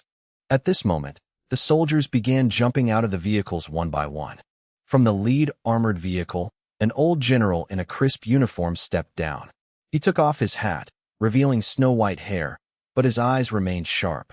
Ji Xiangming immediately stepped forward, stood at attention, and gave a crisp military salute. "Haha, little Ji, what's up?" Inspecting the new survivor squads, General Zhang asked with a smile. "Yes, Commander," Ji Xiangming replied. "Then I'll come take a look too. I just got back, might as well get some fresh air to lighten the mood. Facing mutated beasts and zombies all day really takes a toll on the nerves," General Zhang said. As he and Ji Xiaoming walked toward us, I noticed Wan Lan's expression instantly stiffen. She was just a logistics officer, while General Zhang was on a completely different level. Not only did he hold immense power, but he also commanded deep respect for his capabilities and prestige. Seeing him approach, Wan Lan immediately shot me and my group a cold, warning glare.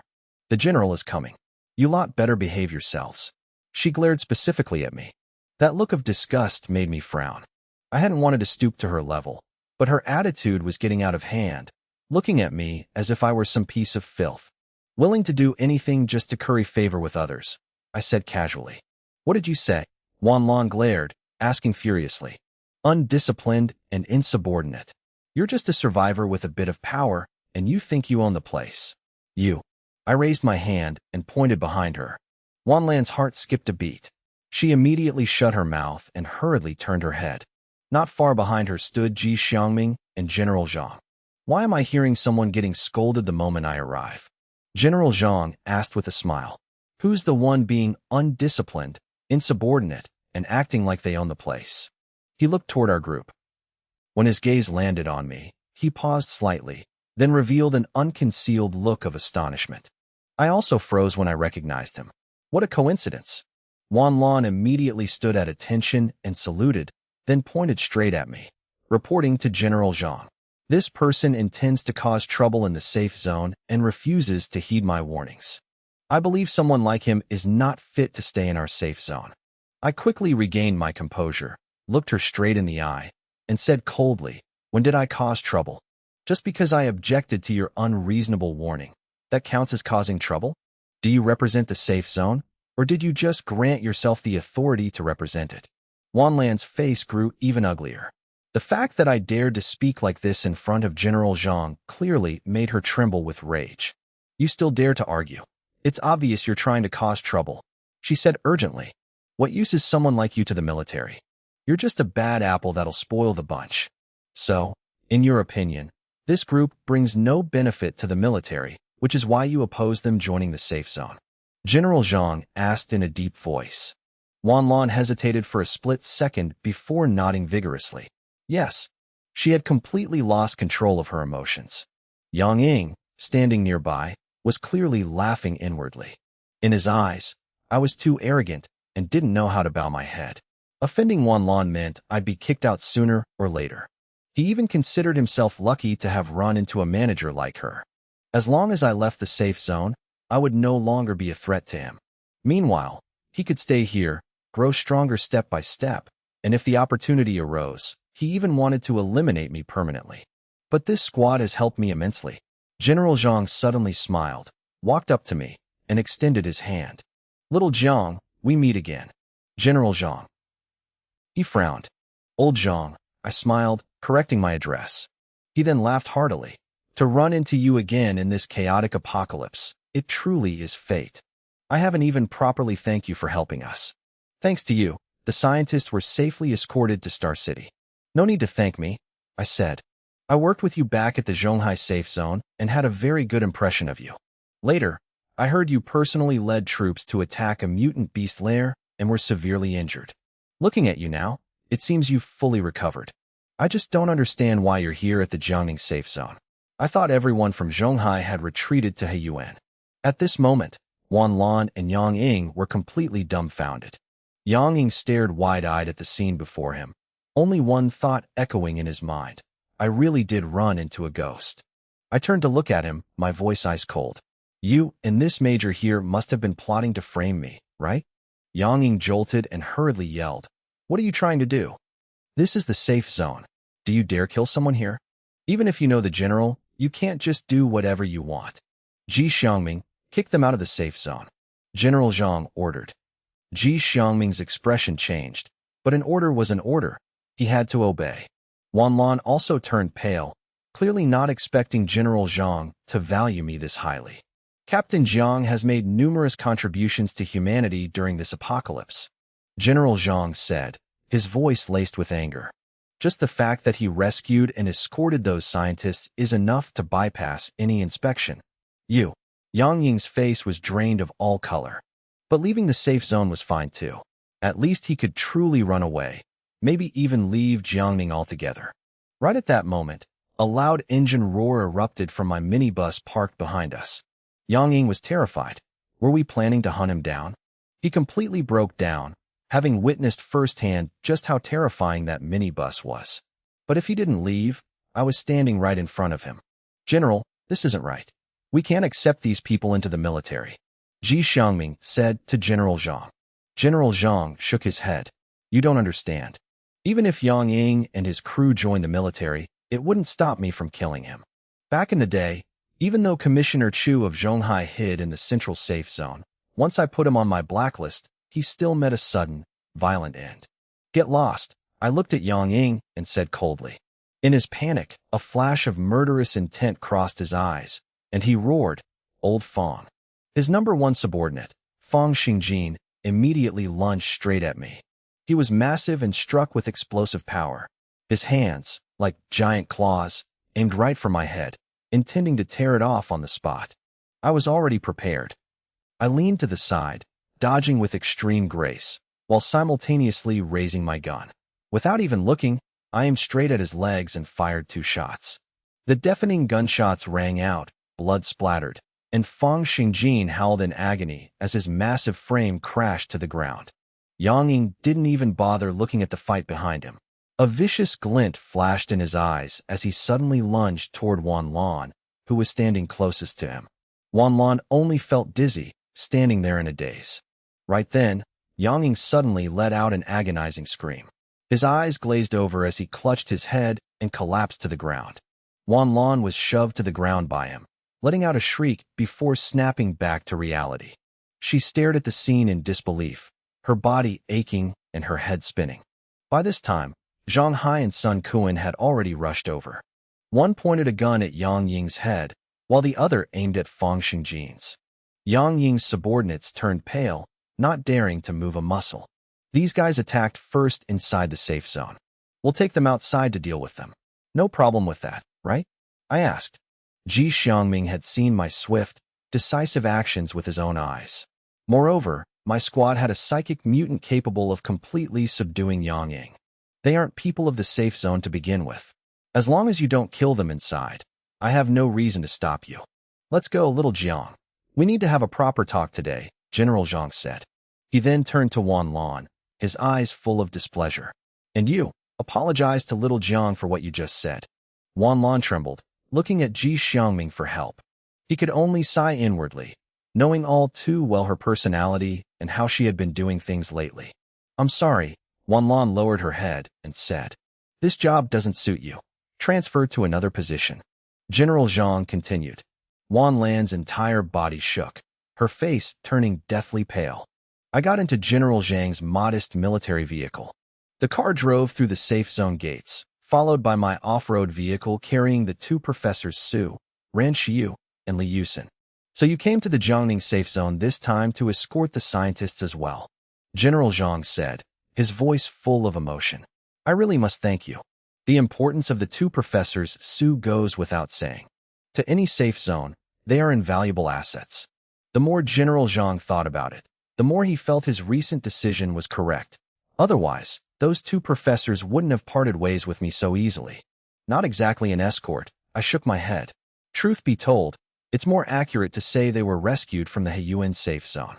So you don't plan on joining the safe zone? General Zhang asked. When he received my affirmative answer, his disappointment was evident. What a pity. But little Jiang, joining a safe zone is the inevitable trend of the future, and that future might not be far off. I was slightly intrigued. Is there something different about the Jiangning safe zone compared to the others? Through the car window, I saw construction sites springing up along both sides of the road. What used to be green lawns had been turned into vegetable patches. Groups of survivors were plowing, fertilizing, and turning the soil. Not just Jiangning, but many other safe zones were still in contact with or doing the same. Building, expanding, merging the safe zones within a city into a larger region, big enough to hold more survivors and expand humanity's living space. General Zhang's voice carried clear hope. How big of a region? I asked. A megacity, maybe even a province, and eventually, all of China. I couldn't help but be stunned. Back at the Zhonghai safe zone, I knew they had plans to counterattack and retake the city. At the Heiyuan safe zone, that plan had already been put into action. Even though a crisis occurred during the process, it wasn't a fatal blow to the entire safe zone. Now it seemed that safe zones all over the country were simultaneously expanding. Humanity is truly fighting back, General Zhang sighed. I came to Jiangning following deployment orders. Humanity can't stay on the defensive forever. We have to rebuild cities, restore civilized areas, schools, and production so people can return to normal life. This process will undoubtedly be incredibly difficult, but it's better than not trying at all. He paused for a moment before continuing. I'm old now. In the time I have left, I don't know if I'll live to see the day the apocalypse is completely eradicated and everything returns to how it was. I didn't say anything. General Zhang chuckled at himself. Haha, just kidding. Going back to how things were is impossible. The mutations in animals, plants, and even humans are irreversible. I just nodded slightly at his words. It wasn't that I didn't believe old Zhang, but whenever I thought of the zombies and mutated beasts in this apocalypse, especially those terrifyingly evolved individuals, I couldn't help but feel the pressure. And those were just the ones humanity had discovered. In densely populated areas that used to be city centers, at the bottom of oceans and rivers, deep within desolate mountain ranges, there were very likely even more powerful mutated monsters lurking, their level of terror beyond imagination. But humanity wasn't standing still either. Mutants were constantly evolving. Whether the construction of these mega-regions succeeded or not, for me, having the starseed and my mobile base meant I always had a safe place to stand. By the way, old Zhang, What did you mean by following deployment orders? I asked curiously. From what I knew, after the apocalypse broke out, the unified government ceased to exist, leaving only local safe zone authorities and military forces. Only those with an army had real power. Without one, it was just an empty title. Even though the Zhonghai safe zone had fallen, given old Zhang's prestige, he should still command a sizable force. So who could possibly deploy him? You probably don't know yet. I received the order not long ago. The news hasn't reached the major safe zones yet, but it should soon. Old Zhang said slowly. Actually, the first mega-region has already been built. I couldn't hide my surprise. The first mega-region? It's already built? It's located near the pre-apocalypse capital. It's called the Greater China region. I had only ever operated around the Jiangnan area. It seemed my understanding of the actual situation was still far too limited. The capital was in the north. Before the apocalypse, a flight from Jiangbei took only an hour or two, and a high-speed train took 5 or 6 hours. But in the apocalypse, that distance felt unimaginably vast. I never expected that in the north, the first human mega-region had already been fully established. That's right. Jiangning's progress is still slow. Places like Shunan are building the fastest, and Jianyun and Heiyuan are doing quite well too. Although the Zhonghai safe zone fell, there's still a chance to rebuild it. Once rebuilt, it will likely become a new mega-region, encompassing Jiangning, Heiyuan, and Star City. Old Zhang shared this information very frankly, as if painting a grand blueprint right before my eyes. His aged face showed unconcealed excitement. With that prospect, I also felt a bit of anticipation.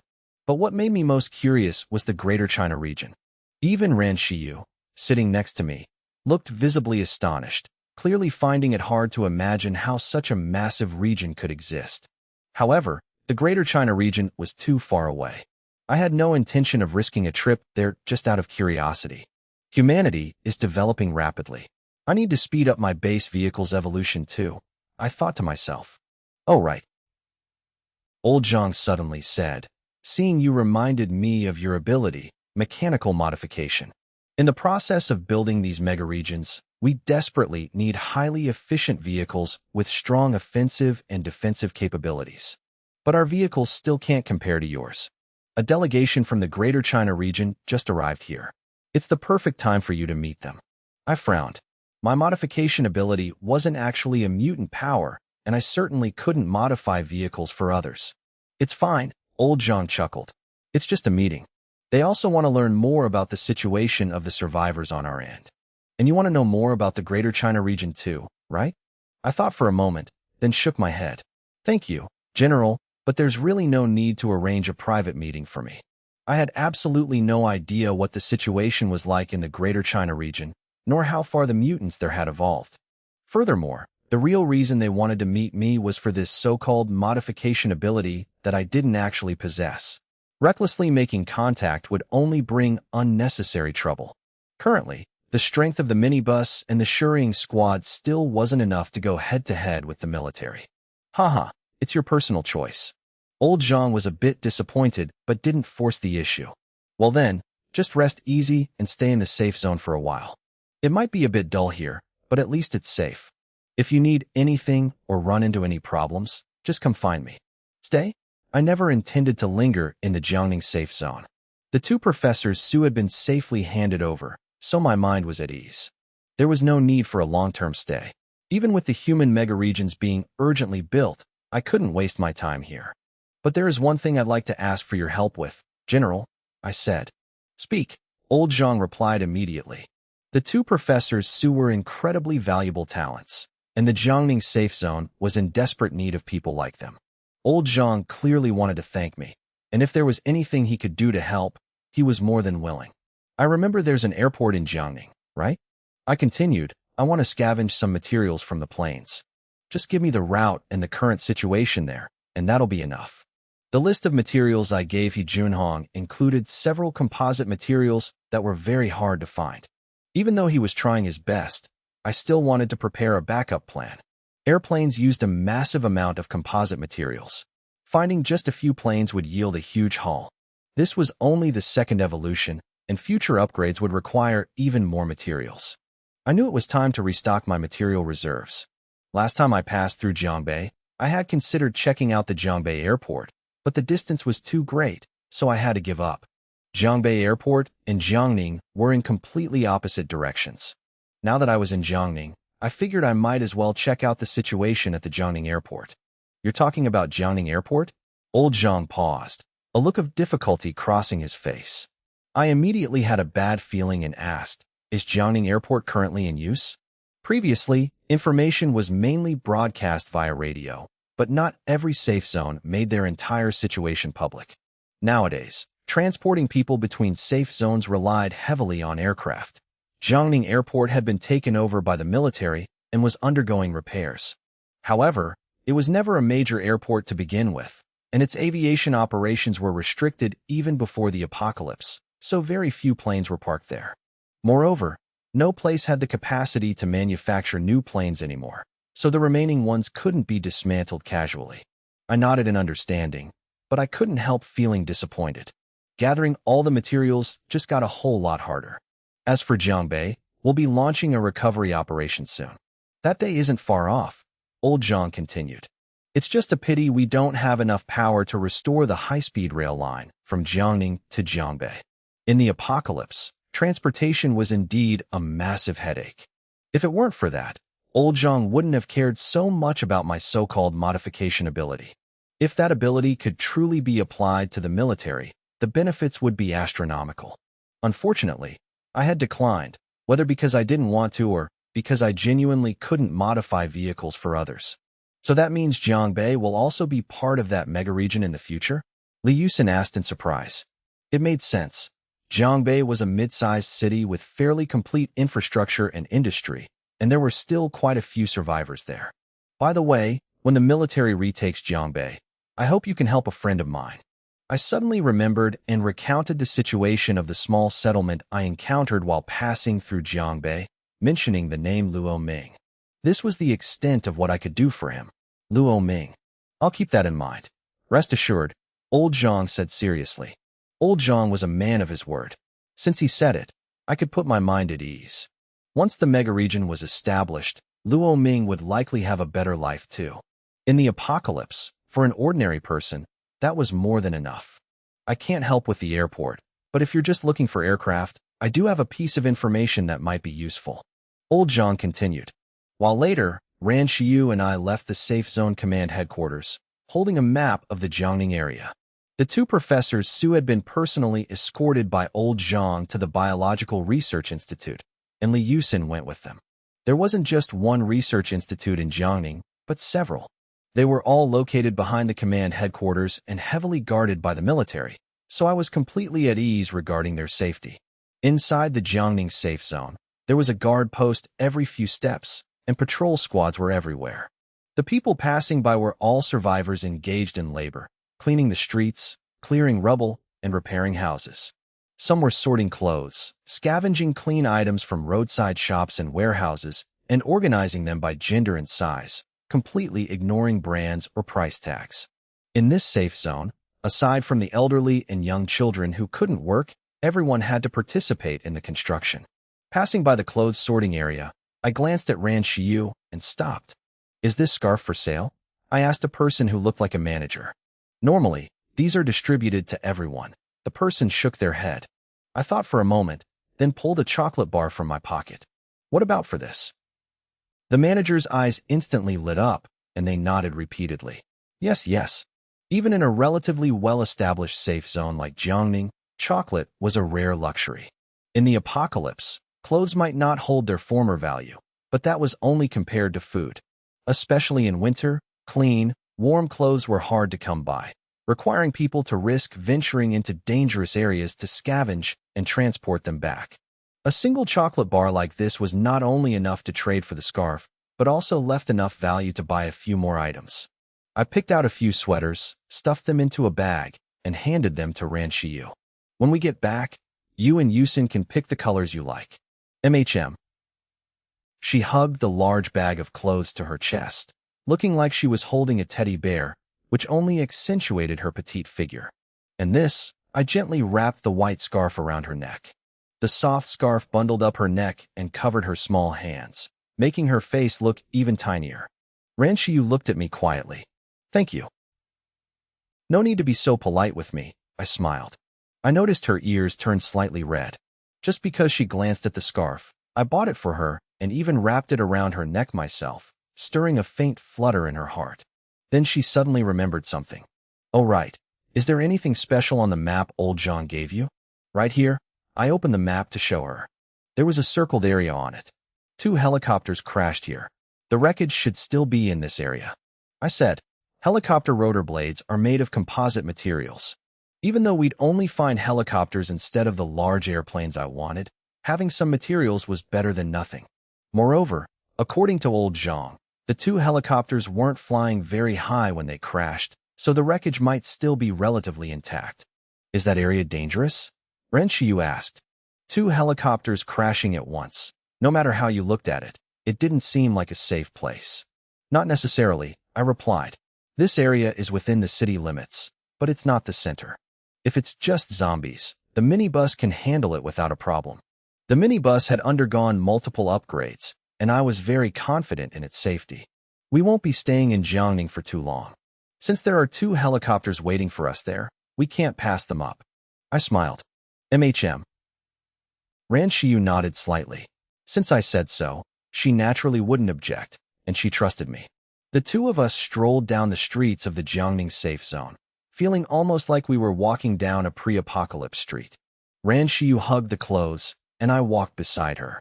A faint, warm feeling involuntarily welled up in my heart. The streets were quite crowded, and we weren't paying attention to the people around us when a voice suddenly rang out.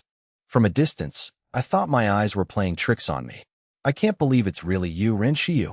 A young woman ran up to Ran Shiyu, her voice filled with excitement. She grabbed Ran Shiyu's hands, her eyes full of disbelief. This girl was about 2 or 3 years older than us, with delicate features. She was also a beauty, though her clothes were a bit bulky, and she was wearing an apron. Ran Shiyu froze, looked closely, and gasped in surprise. Why are you here? Shiyu, do you 2 know each other? I asked. She's the daughter of my dad's friend, Jiang Xiaochu, Ran Shiyu replied. I nodded.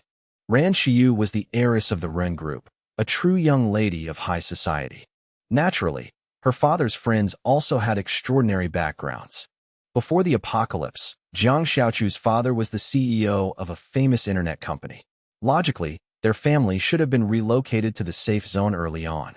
But looking at how Jiang Xiaochu was dressed, and the women around her busy working in the roadside shops, just like the ones sorting and washing clothes earlier, I understood the situation. Ran Shiyu, I never expected to run into you here, Jiang Xiaochu said, her eyes slightly red. You look like you're doing so well. You're even prettier than before. Were you transferred to the Jiangning safe zone right at the beginning? I haven't seen you since. Ran Shiyu looked slightly saddened and shook her head. No, something happened to my family. She didn't want to continue. Let's not talk about it. I've joined a survivor squad now. Joined a survivor squad. Jiang Xiaochu was stunned. In her mind, Ran Shiyu was still a fragile young lady. Survivor squads constantly faced life and death, fighting zombies and mutated beasts, a nightmare for ordinary people. Even in the Jiangning safe zone, such squads were very alien to the common folk. She looked at Ran Shiyu with concern, afraid she was being bullied. MHM, Ran Shiyu nodded, offering a rare smile. Jiang Xiaochu turned to look at me. So, is this your boyfriend? Ran Shiyu jolted, shot me a glance, and quickly shook her head. No, he's the captain of our squad. His name is Jiang Lushi. I couldn't help but smile. She was usually so cold. I didn't expect her to be this cute when flustered. Oh, so the captain is your boyfriend. I get it now. Jiang Xiaochu breathed a sigh of relief. Ran Shiyu blushed and quickly changed the subject. How is your family? How are things? Are your parents doing well? My parents are both alive. We live nearby. That's great. But if that's the case, why are you? Ran Shiyu asked, confused. It's nothing. I still have my hands and feet. I just come out to do some work for food. Being in a survivor squad must be much harder for you than it is for me, Jiang Xiaochu said, then suddenly remembered something. Do you still remember Zhang Haojing? I do, Ran Shiyu frowned. Why bring him up? It's nothing, just that he's also in the Jiangning safe zone. You should be careful not to run into him. She spoke quickly. I have to get back to work. Remember to come find me. I have so much to tell you. Here, take this. Keep it safe. Ran Shiyu felt her pocket grow a bit heavier, while Jiang Xiaochu hurriedly ran back into the shop. She grabbed a dirty bag of dry rations and started washing the packaging. Even from a distance, I could smell a faint stench coming from that filth. It would probably be even worse up close. I glanced at Ran Shiyu. She reached into her pocket and pulled out a small bag of gummy candies. Jiang Xiaochu must have secretly slipped it to her, living such a hard life herself, yet still thinking of others. Perhaps she thought Ran Shiyu was suffering a lot in the survivor squad. If it were an ordinary squad, a girl like Ran Shiyu would indeed have a very hard time. But she was no longer the fragile Ran Shiyu of the past, and our squad was no ordinary survivor squad. Brother Jiang, can I take some mutated beast meat and rations from my share? Ran Shiyu turned and asked. Of course, I nodded. In the past, her father treated me very well, and our families were close. It's just that times have changed too much, Ran Shiyu sighed softly. But just being alive is a blessing. Don't worry, I'm just bringing a small token of appreciation, since we won't be staying here long anyway. They'll still have to fend for themselves in the future. So who is this Zhang Haojing? I suddenly asked. Seeing Ran Shiyu's reaction earlier, it was clear she didn't have a good impression of this person. He's Jiang Xiaochu's cousin. It's nothing, Ran Shiyu answered vaguely and fell silent. I didn't press further. I just couldn't help but wonder, since Jiang Xiaochu had relatives and her parents here, why did she still have to come out and do manual labor to survive? What exactly had happened? But just as Ran Shiyu said, in this apocalypse, merely being alive was a blessing. I had no intention of interfering further. Her bringing some food over was enough. This world really is small, Ran Shiyu sighed. Later, when the safe zones merge into mega-regions, the world will feel even smaller. I don't even know how many of my acquaintances are still alive. In truth, humanity's living space had shrunk drastically. Let's go back and prepare. I plan to go find the crash site, I said. He Junhong should have the materials ready in a few days. After we return from the helicopter crash site, we can swing by Hejong Town. Thinking about the minibus's upcoming upgrade, I couldn't help but feel excited. To others, the world might have become small and confined, but as long as the minibus kept getting stronger, no matter how vast the world was, I could go anywhere I pleased. Old Zhang had arranged accommodations for us. On the way, someone guided us to a residential complex. Before the apocalypse, this was considered a middle-class neighborhood in Jiangning with a pretty good environment. The apartment we were assigned was a premium unit, 4 bedrooms, 2 living rooms, with electricity, a kitchen, and honeycomb coal for heating. The interior was clean and tidy. I didn't expect to see honeycomb coal again after all these years, Zhang Hai marveled, looking at the pile of coal. Jiangning had coal mines. After the apocalypse, with energy scarce, people had to revert to using this stuff. That evening, Ran Shiyu cooked an extra portion, packed it in a lunchbox, and grabbed a bag of rice. She and I went out, returning to the place we had passed by during the day, but the female workers had changed shifts. We work in shifts. The day shift has already gone to rest, the manager explained. Could you give me Jiang Xiaochu's home address? Ran Shiyu asked. The addresses of ordinary people weren't a secret. I handed the manager a cigarette, and he immediately provided the address. He carefully tucked the cigarette behind his ear, not daring to smoke it right away. If he knew that these things meant nothing to me and that I could pull out a whole pile of them, who knows what he'd think. But it was just a small transaction. I didn't mind using cigarettes for trade. Their value was too low anyway. Following the address, Ran Shiyu and I arrived at a rather remote residential area. The deeper we went, the more the environment changed. The electric lights grew sparse, the houses on both sides looked dilapidated, and we were getting closer to the construction sites and the city wall. The streets were filthy, and an indescribable stench filled the air.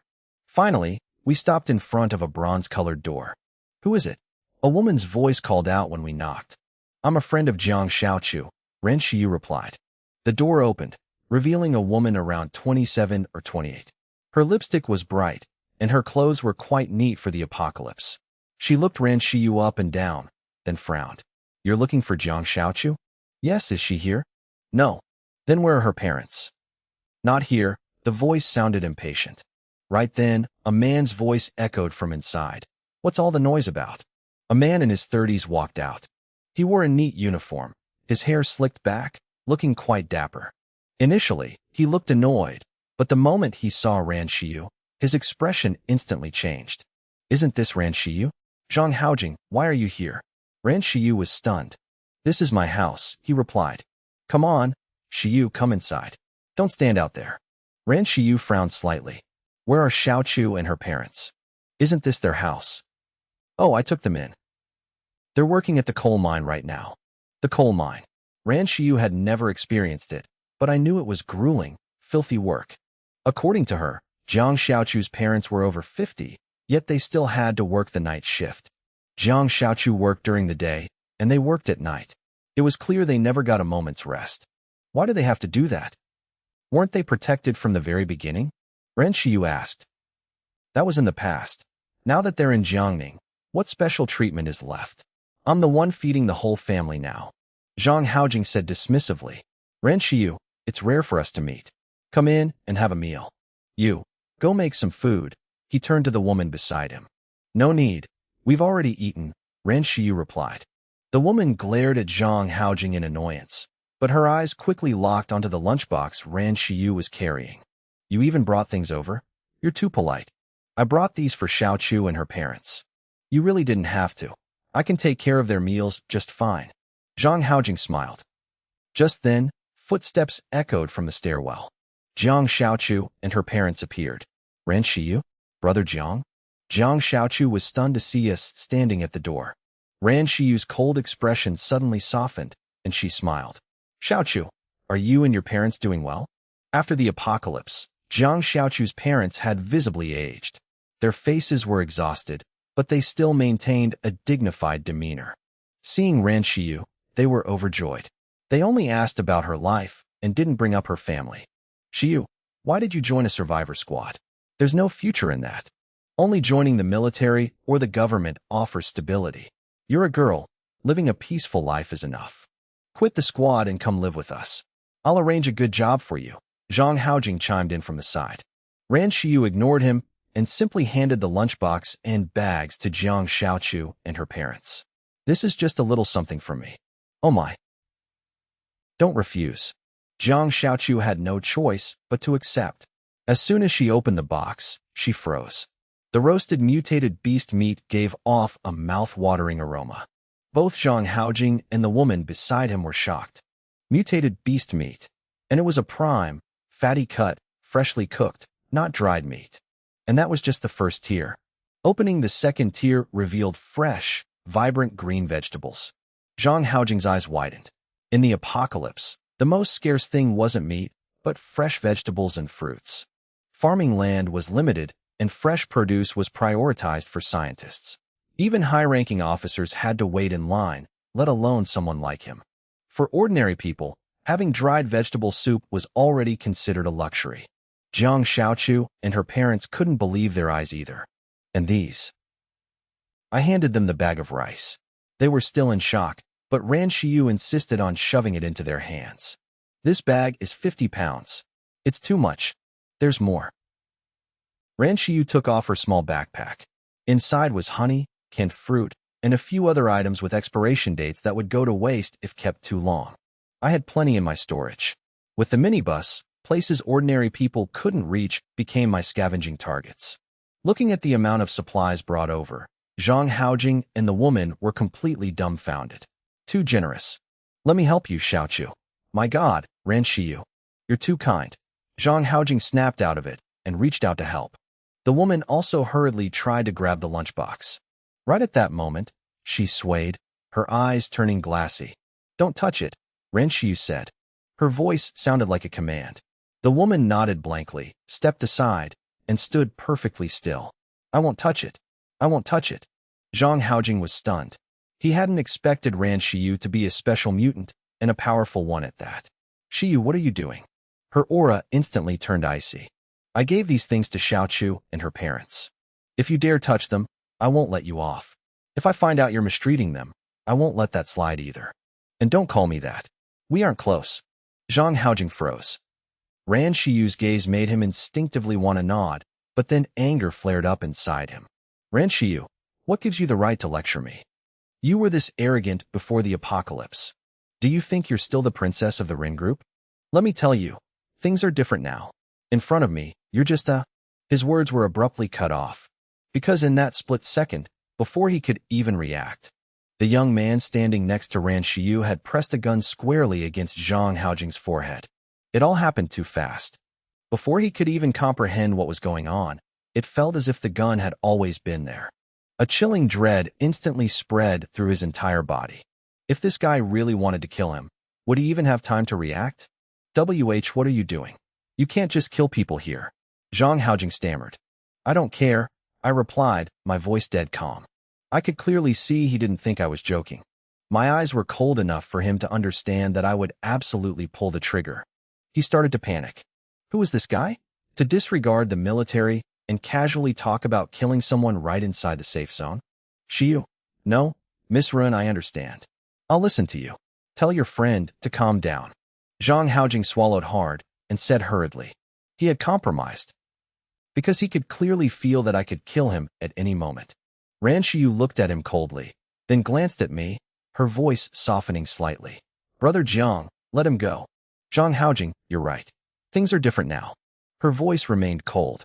Before, I only despised you, but I couldn't do anything about it.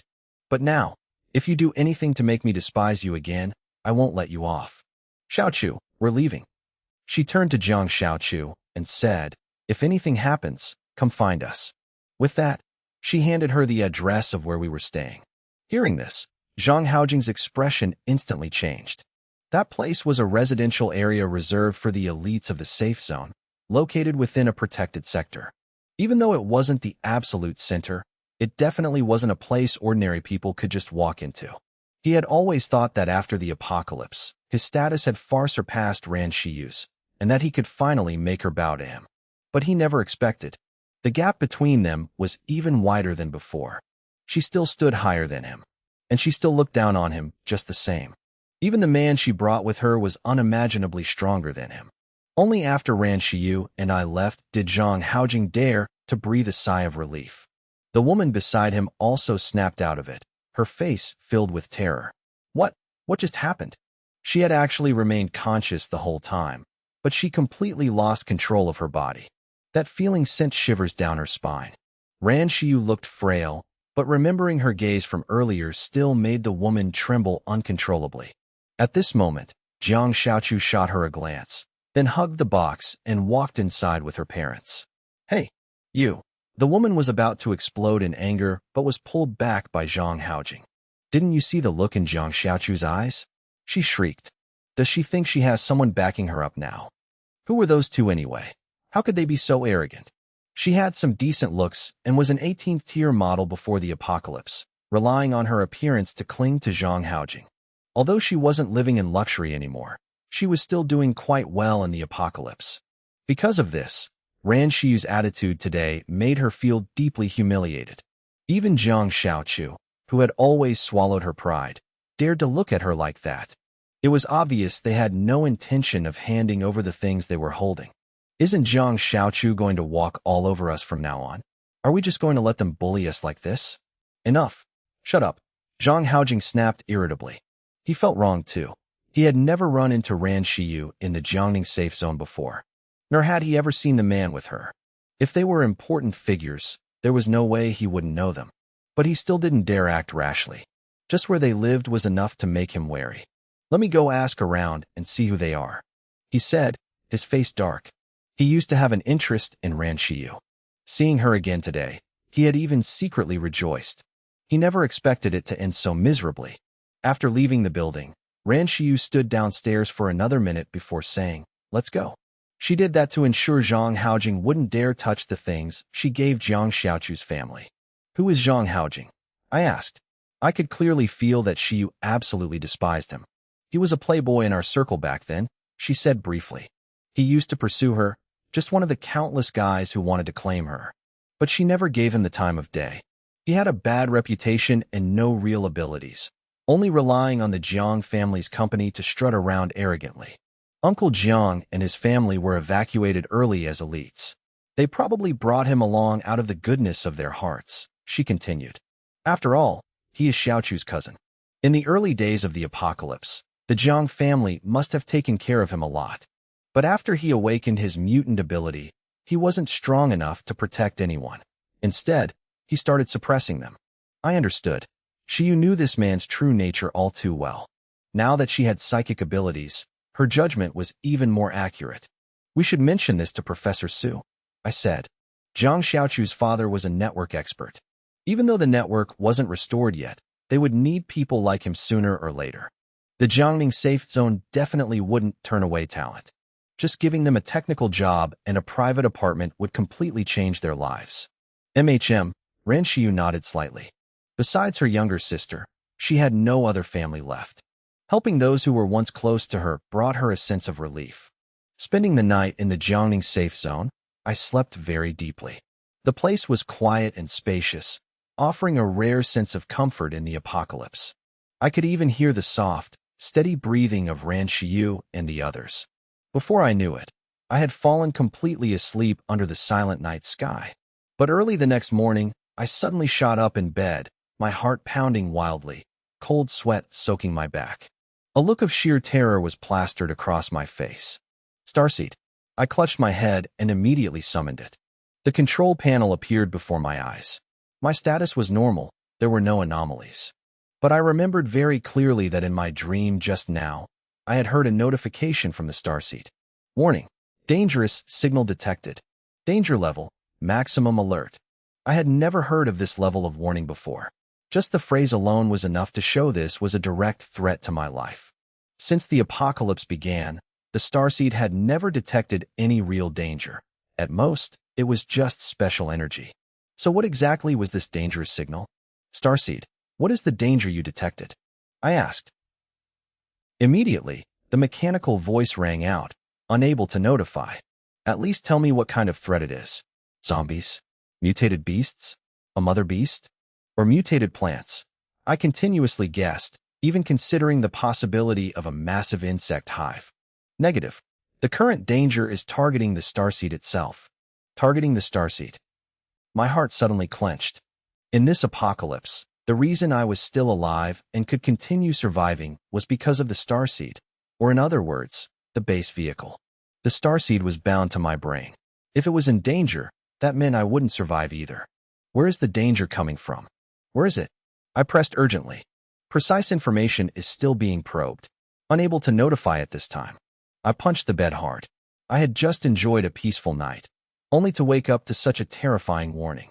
Anxiety and vigilance quickly flooded my mind. But very quickly, I forced myself to calm down. If the Starseed still couldn't pinpoint the source of the danger, it meant the threat hadn't arrived just yet. I'm much stronger now than before. Zhu Ying is already a level 2 awakened. The other team members are also improving day by day. Even Zhang Hai and Sun Kuan have gotten noticeably stronger. My gaze gradually grew firm. My own evolution and the upgrades to the mobile base are my greatest assets. Instead of worrying, I should focus on upgrading the mobile base to level 2. Once the base reaches level 2, our combat power will skyrocket. By then, no matter what the threat is, I'll have the confidence to face it head-on. Pushing those thoughts aside, I hopped out of bed and started getting dressed. Just then, Ying's voice called out from outside. Brother Jiang, are you awake? Before I could even answer, she pushed the door open and walked in. Ying has a flawless figure and face, a product of my own design, but her expression is always completely blank. Even seeing me with my pants half pulled up, her eyes remained as calm as ever. Brother Jiang, the Starseed has sensed danger. You already knew, didn't you? Ying asked. Yeah, I nodded, pulling my pants up while looking at her a bit awkwardly. Could you step outside for a second? Sure. Ying replied obediently, but she still stood there staring at me for a solid second before turning to leave. Seeing her reaction, I felt like my embarrassment was completely unnecessary. Never mind, just close the door, I added. I'll handle the matter with the Starseed myself. Oh right, do you know if the Starseed has ever encountered a situation like this before? I asked, because ever since I got the Starseed, I've been completely clueless about its origins. I don't know, Ying shook her head. So, did you come looking for me just for this? I pressed on, feeling like she still had something to say. There's someone at the door who wants to see you, she replied. I paused for a second. Someone was looking for me, but she waited until I asked to mention it. Whoever it was sure had bad luck having Ying answer the door. The person is wearing a military uniform. I walked to the door, frowning slightly. Zhang Haojing.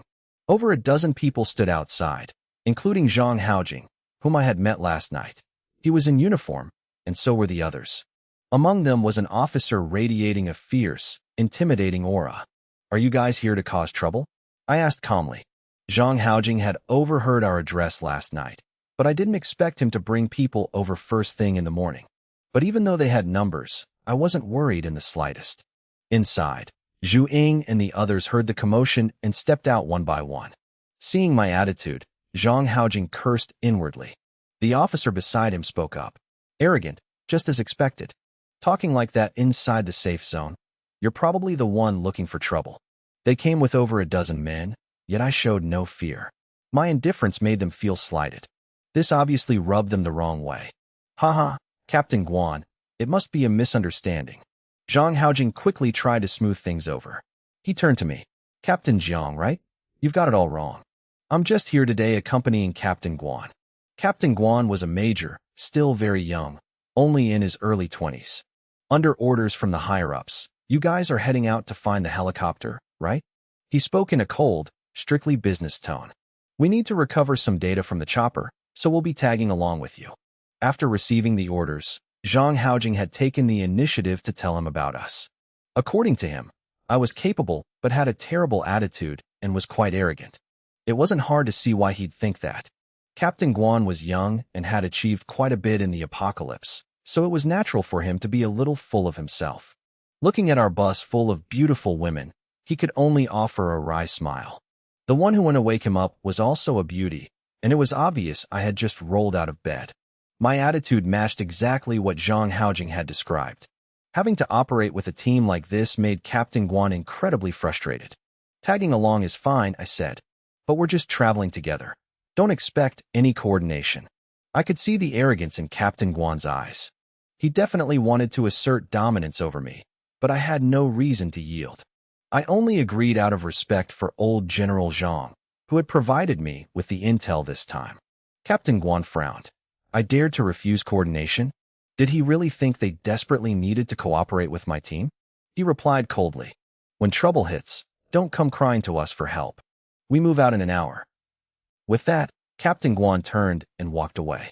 With his squad strength, he believed there was no need to coordinate with any team of Awakened. He knew the higher-ups' orders were for them to act as our guides.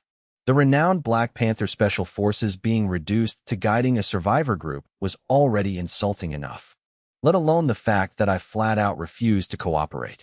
That suited him just fine. Captain Guan, the Black Panthers will have no problem completing this mission, right?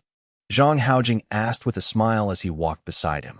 The Black Panthers were an elite Special Forces unit, and Captain Guan was young with a bright future ahead of him.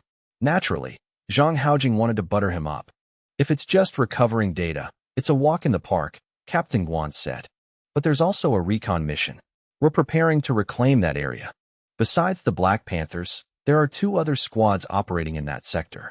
Once the data recovery is complete, he would link up with the other 2 squads. So, traveling with us initially was just a matter of convenience for his mission. If we finish the recon early, we'll score a major merit, Zhang Haojing said with a grin. He was also participating in this mission. If he could earn some merit, his chances for promotion would swing wide open. He had no interest in frontline combat, but he highly valued power and connections. His goal was the command center, or securing authority and logistics. He volunteered for this mission partly because it wasn't too dangerous, and partly because of me and my team. Rin Xiyu was a spirit type awakened. Zhang Haojing calculated inwardly. Spirit types were incredibly rare. If he could win her over, he'd have a powerful trump card in his hands. He turned his head to look back at the building. After we left last night, he had carefully questioned that woman again, finally confirming that Rin Xiyu was indeed a spirit type awakened. Spirit type awakened were the rarest of all, possessing immense tactical value. Moreover, Rin Xiyu's power was clearly nothing to scoff at. Before we set off, Li Yusin also returned.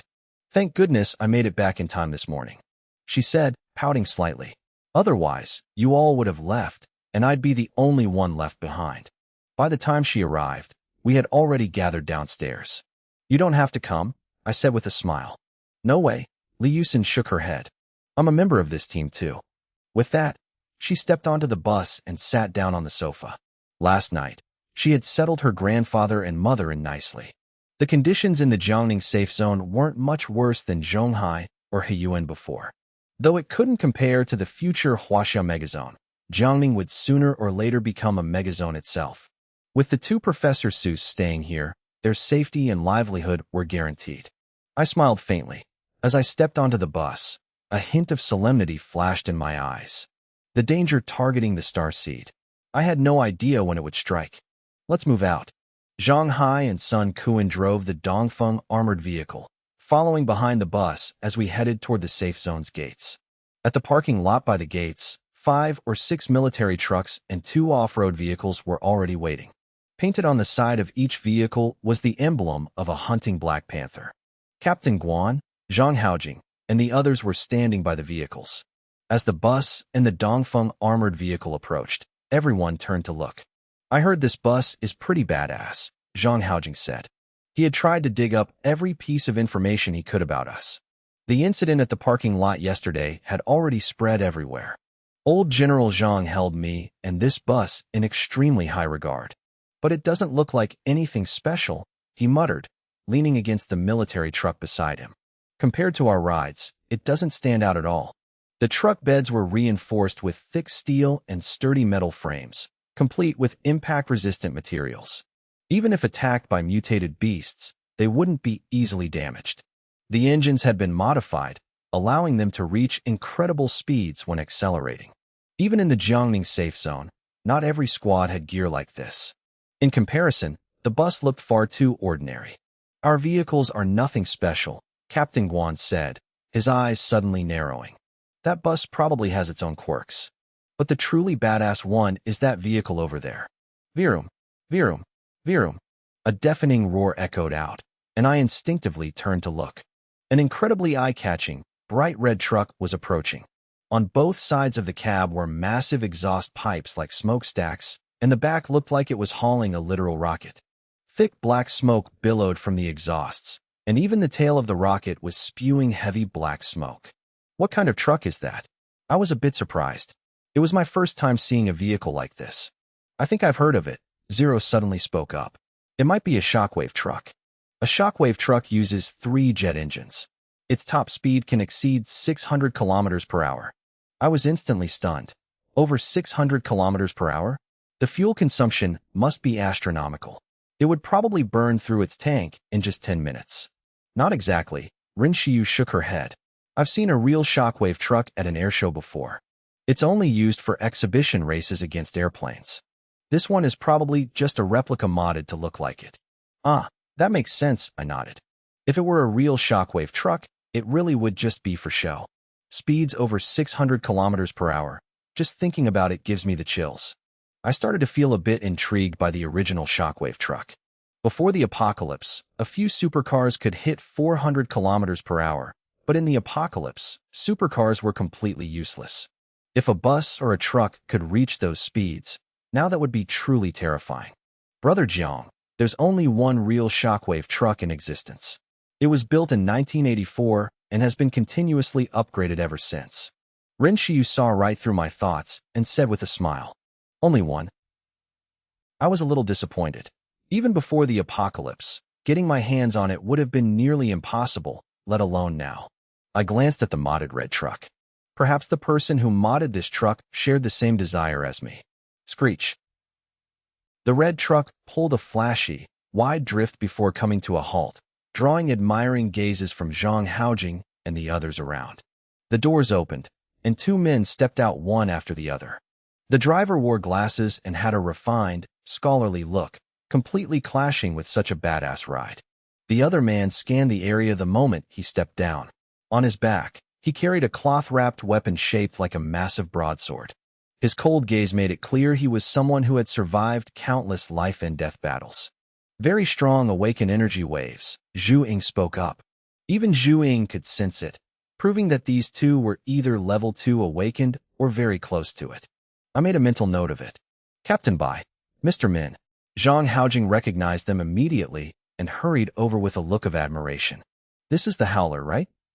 The two awakened from the Huaxia megazone had specifically brought the Howler here. This is the vehicle captained by Modified with his own hands. Thanks to him, the Huaxia megazone's aircraft have been able to land safely in many areas. After they arrived in Jiangning, Zhang Haojing had tried hard to get acquainted with them, but this was his first time seeing the Howler with his own eyes. Bai Jiayan and Min Chong weren't soldiers, they were awakened. In the Huaxia megazone, awakened and the military maintained a very close cooperative relationship. That's right, this is the Howler, Bai Jiayan smiled. He was used to such astonished looks. With his glasses, he looked very gentle and mild-mannered. Captain Guan, I heard you have a recon mission in the city. Bai Jiayan said. We've never surveyed downtown Jiangning, so we'll tag along with you. Captain Guan paused for a moment. Is there a problem? Bai Jiayan asked. The Jiangning safe zone has already declared they'll coordinate with our mission. Don't worry, we won't get in your way. It's not that, Captain Guan said, glancing toward my bus. There's a survivor squad that has to come with us to recover 2 crashed helicopters. Is that so? It shouldn't be an issue, Bai Jiayan replied. After all, using a bus for transport was a rare sight. Even in the Huaxia megazone, he had never seen such a thing. I heard Captain Jiang has a modification-related ability. That bus is supposedly very powerful. I wonder how it compares to the Howler? Zhang Haojing suddenly said with a laugh. He said this to gauge Bai Jiayan's reaction. Bai Jiayan's ability was rumored to be tied to the Howler as well. He was still looking for a way to make Rin Xiyu leave my team. If he could make her disappointed in my strength, he would achieve his goal. Is that so? Bai Jiayan smiled. I'm a bit curious myself. But he only gave the bus a passing glance before looking away. Clearly, he was extremely confident in the Howler, believing nothing could compare to it. Let's go. Move out. Captain Guan shouted, waving his hand to signal. The members of the Black Panther squad immediately boarded their vehicles. Captain Guan got into an off-road vehicle, and Zhang Haojing hopped into another. Virum. The main gates opened. One by one, the vehicles rolled out of the safe zone, heading toward downtown Jiangning. They're from the Huaxia megazone. Rin Xiyu said softly. Brother Jiang, you didn't want to interact with them, but you ended up running into them anyway. Previously, the old general had suggested I meet the people from the Huaxia megazone, but I had refused. This time they came in quite a large group, and those two are just a part of it. Looking at their reactions, it's obvious they've never heard of me. Old General Zhang didn't mention me to them. I replied, we're just sharing the road for a bit. It's nothing to worry about. Arranging a guide squad for me was just as good intention. The Howler took the lead, its speed even faster than the military off-road vehicles. Thick black smoke billowed out onto the empty road, making the apocalyptic world feel even more gloomy. My bus trailed at the back of the convoy. The distance to the city center wasn't far, so I wasn't in a hurry. Along the way, I kept a close eye on the star seed, but ever since its warning this morning, it had remained completely silent without any further reactions. Zhang Hai. I rolled down the window and called out to Zhang Hai and Sun Kuan in the Dongfeng armored vehicle behind us. Once we finish recovering the helicopters, we head straight for Hejiang town. He Junhong should have gathered enough materials by now. Combined with the supplies from the choppers, we'll basically have everything we need to upgrade the bus. Understood. Zhang Hai shouted back. Yeah, stay sharp, everyone, I added. The convoy was large, and the noise it made was far from quiet. The further we got from the safe zone, the more the number of zombies on the road noticeably increased. Roar! Roar! Zombies continuously lunged out from both sides. On the Howler leading the pack, a machine gun was mounted, unleashing a relentless hail of bullets into the horde. A few managed to leap onto the truck, only to be instantly swatted off by Min Chong. The speed and strength of these zombies had far surpassed human limits, just like the Beast King. But every strike from Min Chong was like an adult slapping a child, effortless and decisive. His movements were fast and precise, not letting a single zombie touch the vehicle. From the beds of the military trucks, pitch-black gun barrels poked through the gaps, aiming outward before pulling the triggers. The convoy roared forward, the sound of gunfire mingling with endless shrieks and howls. Blood splattered across the road, and zombie corpses littered the ground. Some that weren't completely dead were swarmed and torn apart by their own kind right before our eyes. The helicopter crash site was located near a commercial street in downtown Jiangning. The deeper we went into the city, the greater the pressure became. This was also my first time witnessing the state of a city post-apocalypse with my own eyes. Vehicles were piled up in massive collisions, and the streets were flooded with zombie corpses. The elevators in the shopping malls were stained with blood, with the faint silhouettes of trapped people visible inside.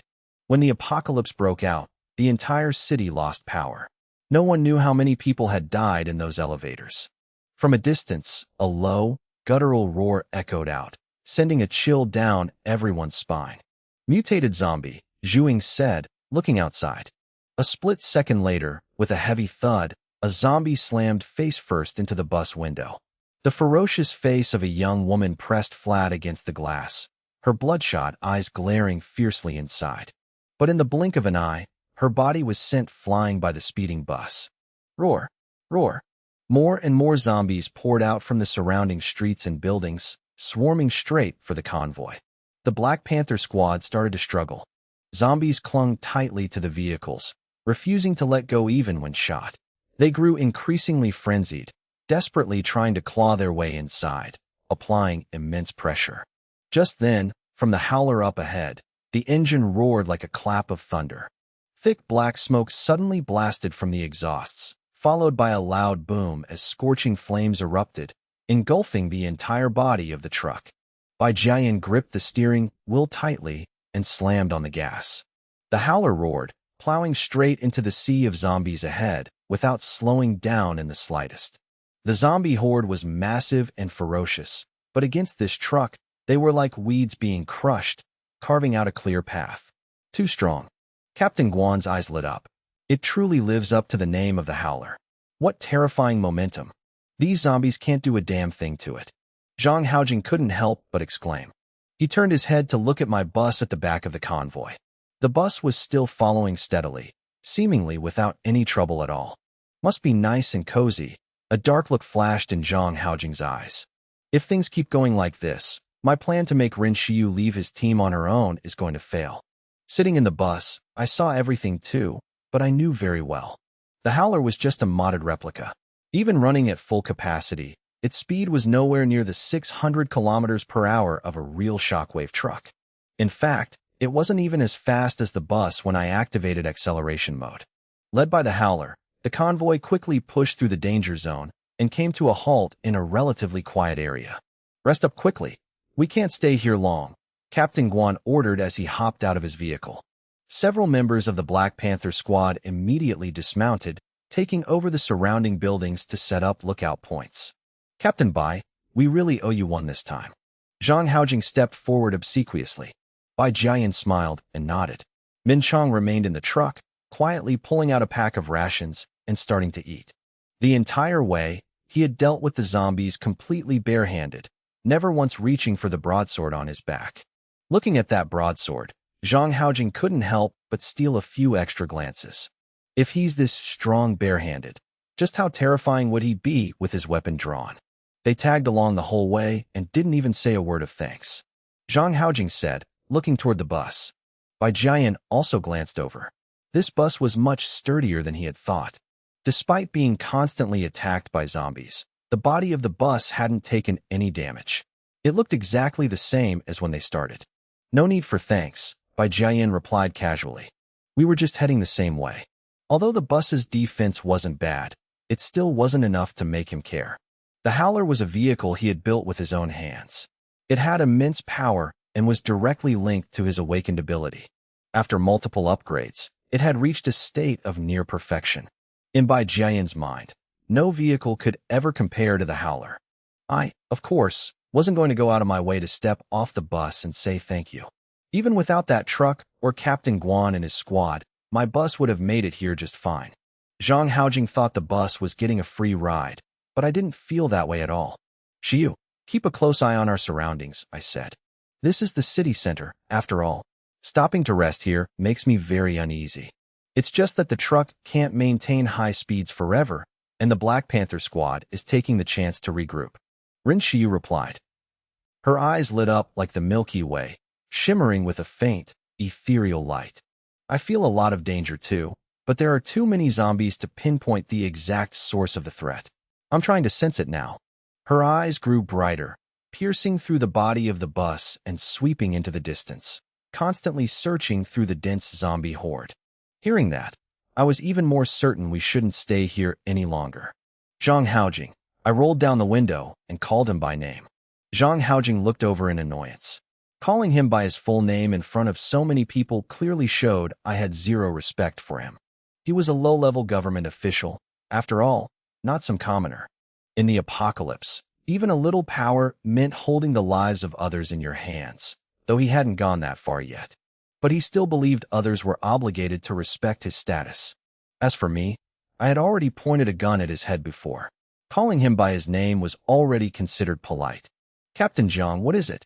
Zhang Haojing walked over slowly. He wasn't afraid of me anymore. No matter how aggressive I was, Bai Jiayan from the Huaxia Megazone and the entire Black Panther squad were here. It's been 5 minutes. That's enough rest.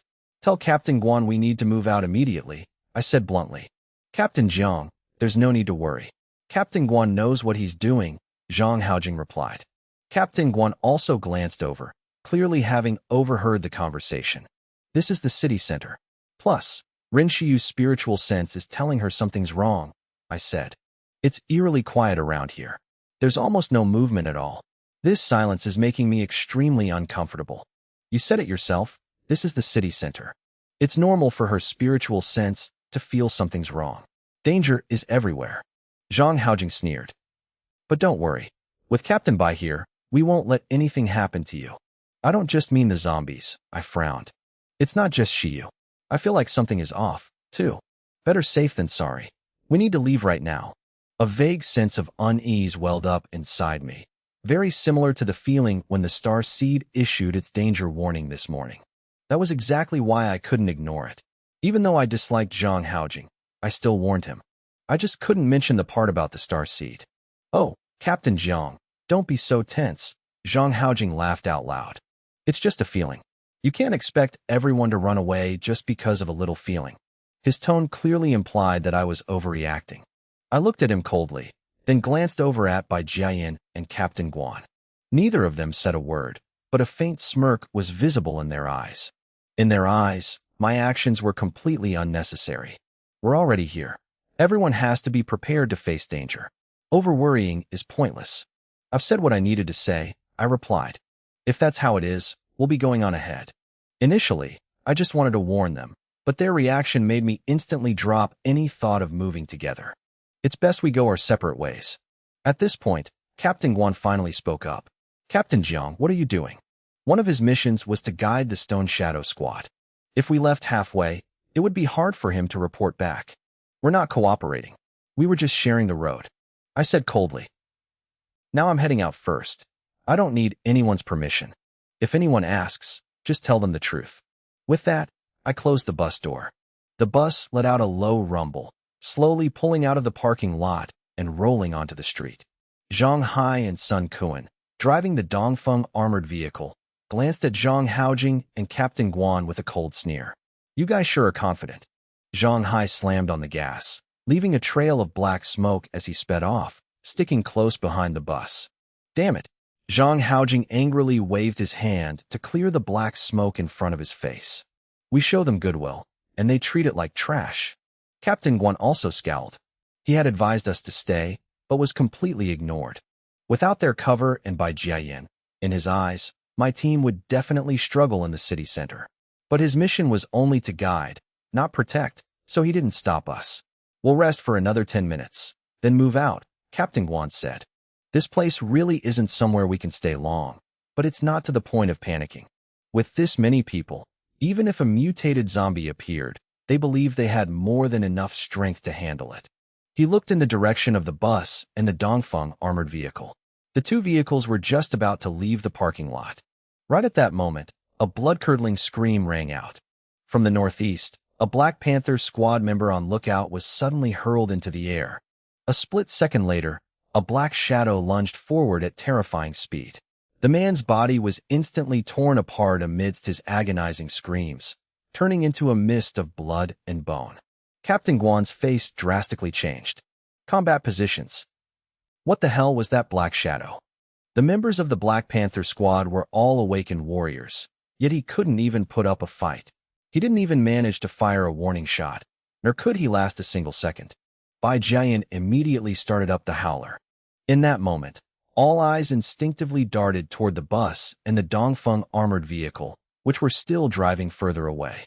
While all their vehicles had huddled close to the buildings for cover, only my bus and the Dongfeng armored vehicle were driving out in the open on the empty street. Not only did we not turn back, but we continued speeding forward. That black shadow moves so fast. If they just keep driving straight like that, how are they going to escape? Captain Guan said, frowning. In his eyes, I was probably planning to rely on the bus's defense to stubbornly brute force my way through. Too stupid, Bai Jian also spoke up. Many survivor squads often lack clear judgment.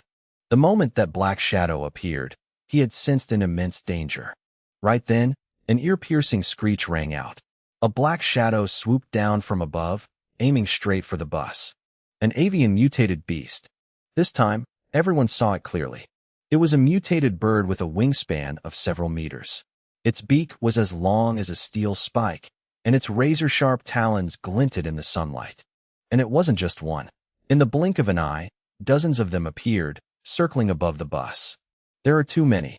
Captain Guan's expression instantly changed. This flock of birds had been silently closing in for a while, and now they were revealing themselves completely. Why is there an entire flock of mutated birds here? Zhang Haojing gulped, his face turning pale. Only now did he realize that my earlier warning hadn't been baseless at all. Under the siege of the mutated birds, the bus and the Dongfeng armored vehicle looked like nothing more than sitting ducks. Watching the scene, Zhang Haojing felt both lucky and a little gloating inside. Thank God they drew them out first. If we had been ambushed, our casualties would have been massive, he thought to himself. Prepare for combat. Captain Guan raised his gun and ordered. Even though he didn't like me, we had still set out from the Jiangning safe zone together. But Zhang Haojing quickly pulled him back. Captain Guan, wait. It's too late to rush out now, and it's too dangerous. Mutated birds are incredibly hard to deal with. Let's wait for them to turn back, then we'll provide support. In his mind, I would definitely panic and turn around to beg for help. Bai Jian steered the howler toward the bus and said in a deep voice, wait for them to turn back. The flock will chase them. When that happens, Captain Guan, you provide covering fire. If they get too close, I'll drive out and draw their attention. I'll leave the rest to you, Min Chong. Min Chong nodded. This plan, Captain Guan hesitated for a moment. To put it bluntly, this was using me and the Stone Shadow Squad as bait. My warning had proven correct, yet when we fell into danger, they just stood by and waited. Even so, this was indeed the safest and most effective plan. That hesitation caused him to miss the final window to give the order. The screeching of the birds was deafening, like sharp needles piercing straight into the brain. The weaker awakened were instantly dizzied, suffering from splitting headaches. If they were ordinary people, just hearing this sound would have made them collapse on the spot. Immediately after, the flock spread their wings and dive-bombed straight toward the bus and the Dongfeng armored vehicle. Their talons were so sharp that ordinary iron plating wouldn't stand a chance. Combined with the mental attack, many people wouldn't even have time to react. Right at that moment, the roar of an engine erupted from the bus. A spirit type awakened. Ren Xiu. Zhang Haojing clutched his forehead, staring intently at the bus. When the birds let out their screech, Xiu had immediately used her spiritual power to form a protective barrier covering the bus and the Dongfeng armored vehicle. Her spiritual power was so strong that it completely neutralized the effects of over a dozen mutated birds screeching at once. The others and I inside the vehicles were completely unaffected. They sure got lucky. Zhang Haojing thought to himself, relying on that, maybe they really do have a chance to escape. Black smoke blasted from the tail of the bus. A mechanical arm suddenly extended out, clamping tightly onto the front bumper of the Dongfeng armored vehicle. Then boom. Just as the flock was about to dive-bomb them, the bus shot forward like an arrow released from a bowstring, dragging the Dongfeng armored vehicle along as it barreled straight toward the parking lot exit. Let's go. I glanced at Captain Guan and the others and said, if they had chosen to lend a hand, I wouldn't have done this. But they made their choice. What is he doing? Captain Guan's eyes went wide. Bai Jiayin was also stunned. His truck was ready, just waiting for me to turn back, and yet. Is he crazy? Zhang Haojing was also dumbfounded, though a wave of schadenfreude swelled in his heart. Good. Keep driving fast. Lead those monsters far away. The bus certainly didn't disappoint him. Its speed was incredibly fast, enough to leave anyone astonished. That's it. Keep going. Faster, he thought to himself. But right at that moment, the bus let out a ferocious roar, and its speed suddenly skyrocketed. The vehicle had entered acceleration mode. In this state, the fuel consumption was absolutely horrendous, but the speed also increased to a terrifying degree. Even if the Howler ran at maximum capacity, it couldn't compare. In theory, only a true shockwave truck could surpass this speed. The bus roared like a top-tier supercar, dragging the Dongfeng armored vehicle along as it tore forward at a breakneck pace. Zhang Haojing stared wide-eyed, his eyeballs nearly popping out of their sockets. Bai Jiayin was also completely dumbfounded. This speed, what the hell is that thing? For the Howler to reach a comparable speed, he had to use jet engines. It consumed such a massive amount of fuel that the entire truck only had 2 seats left. Every other inch of space was dedicated to fuel storage.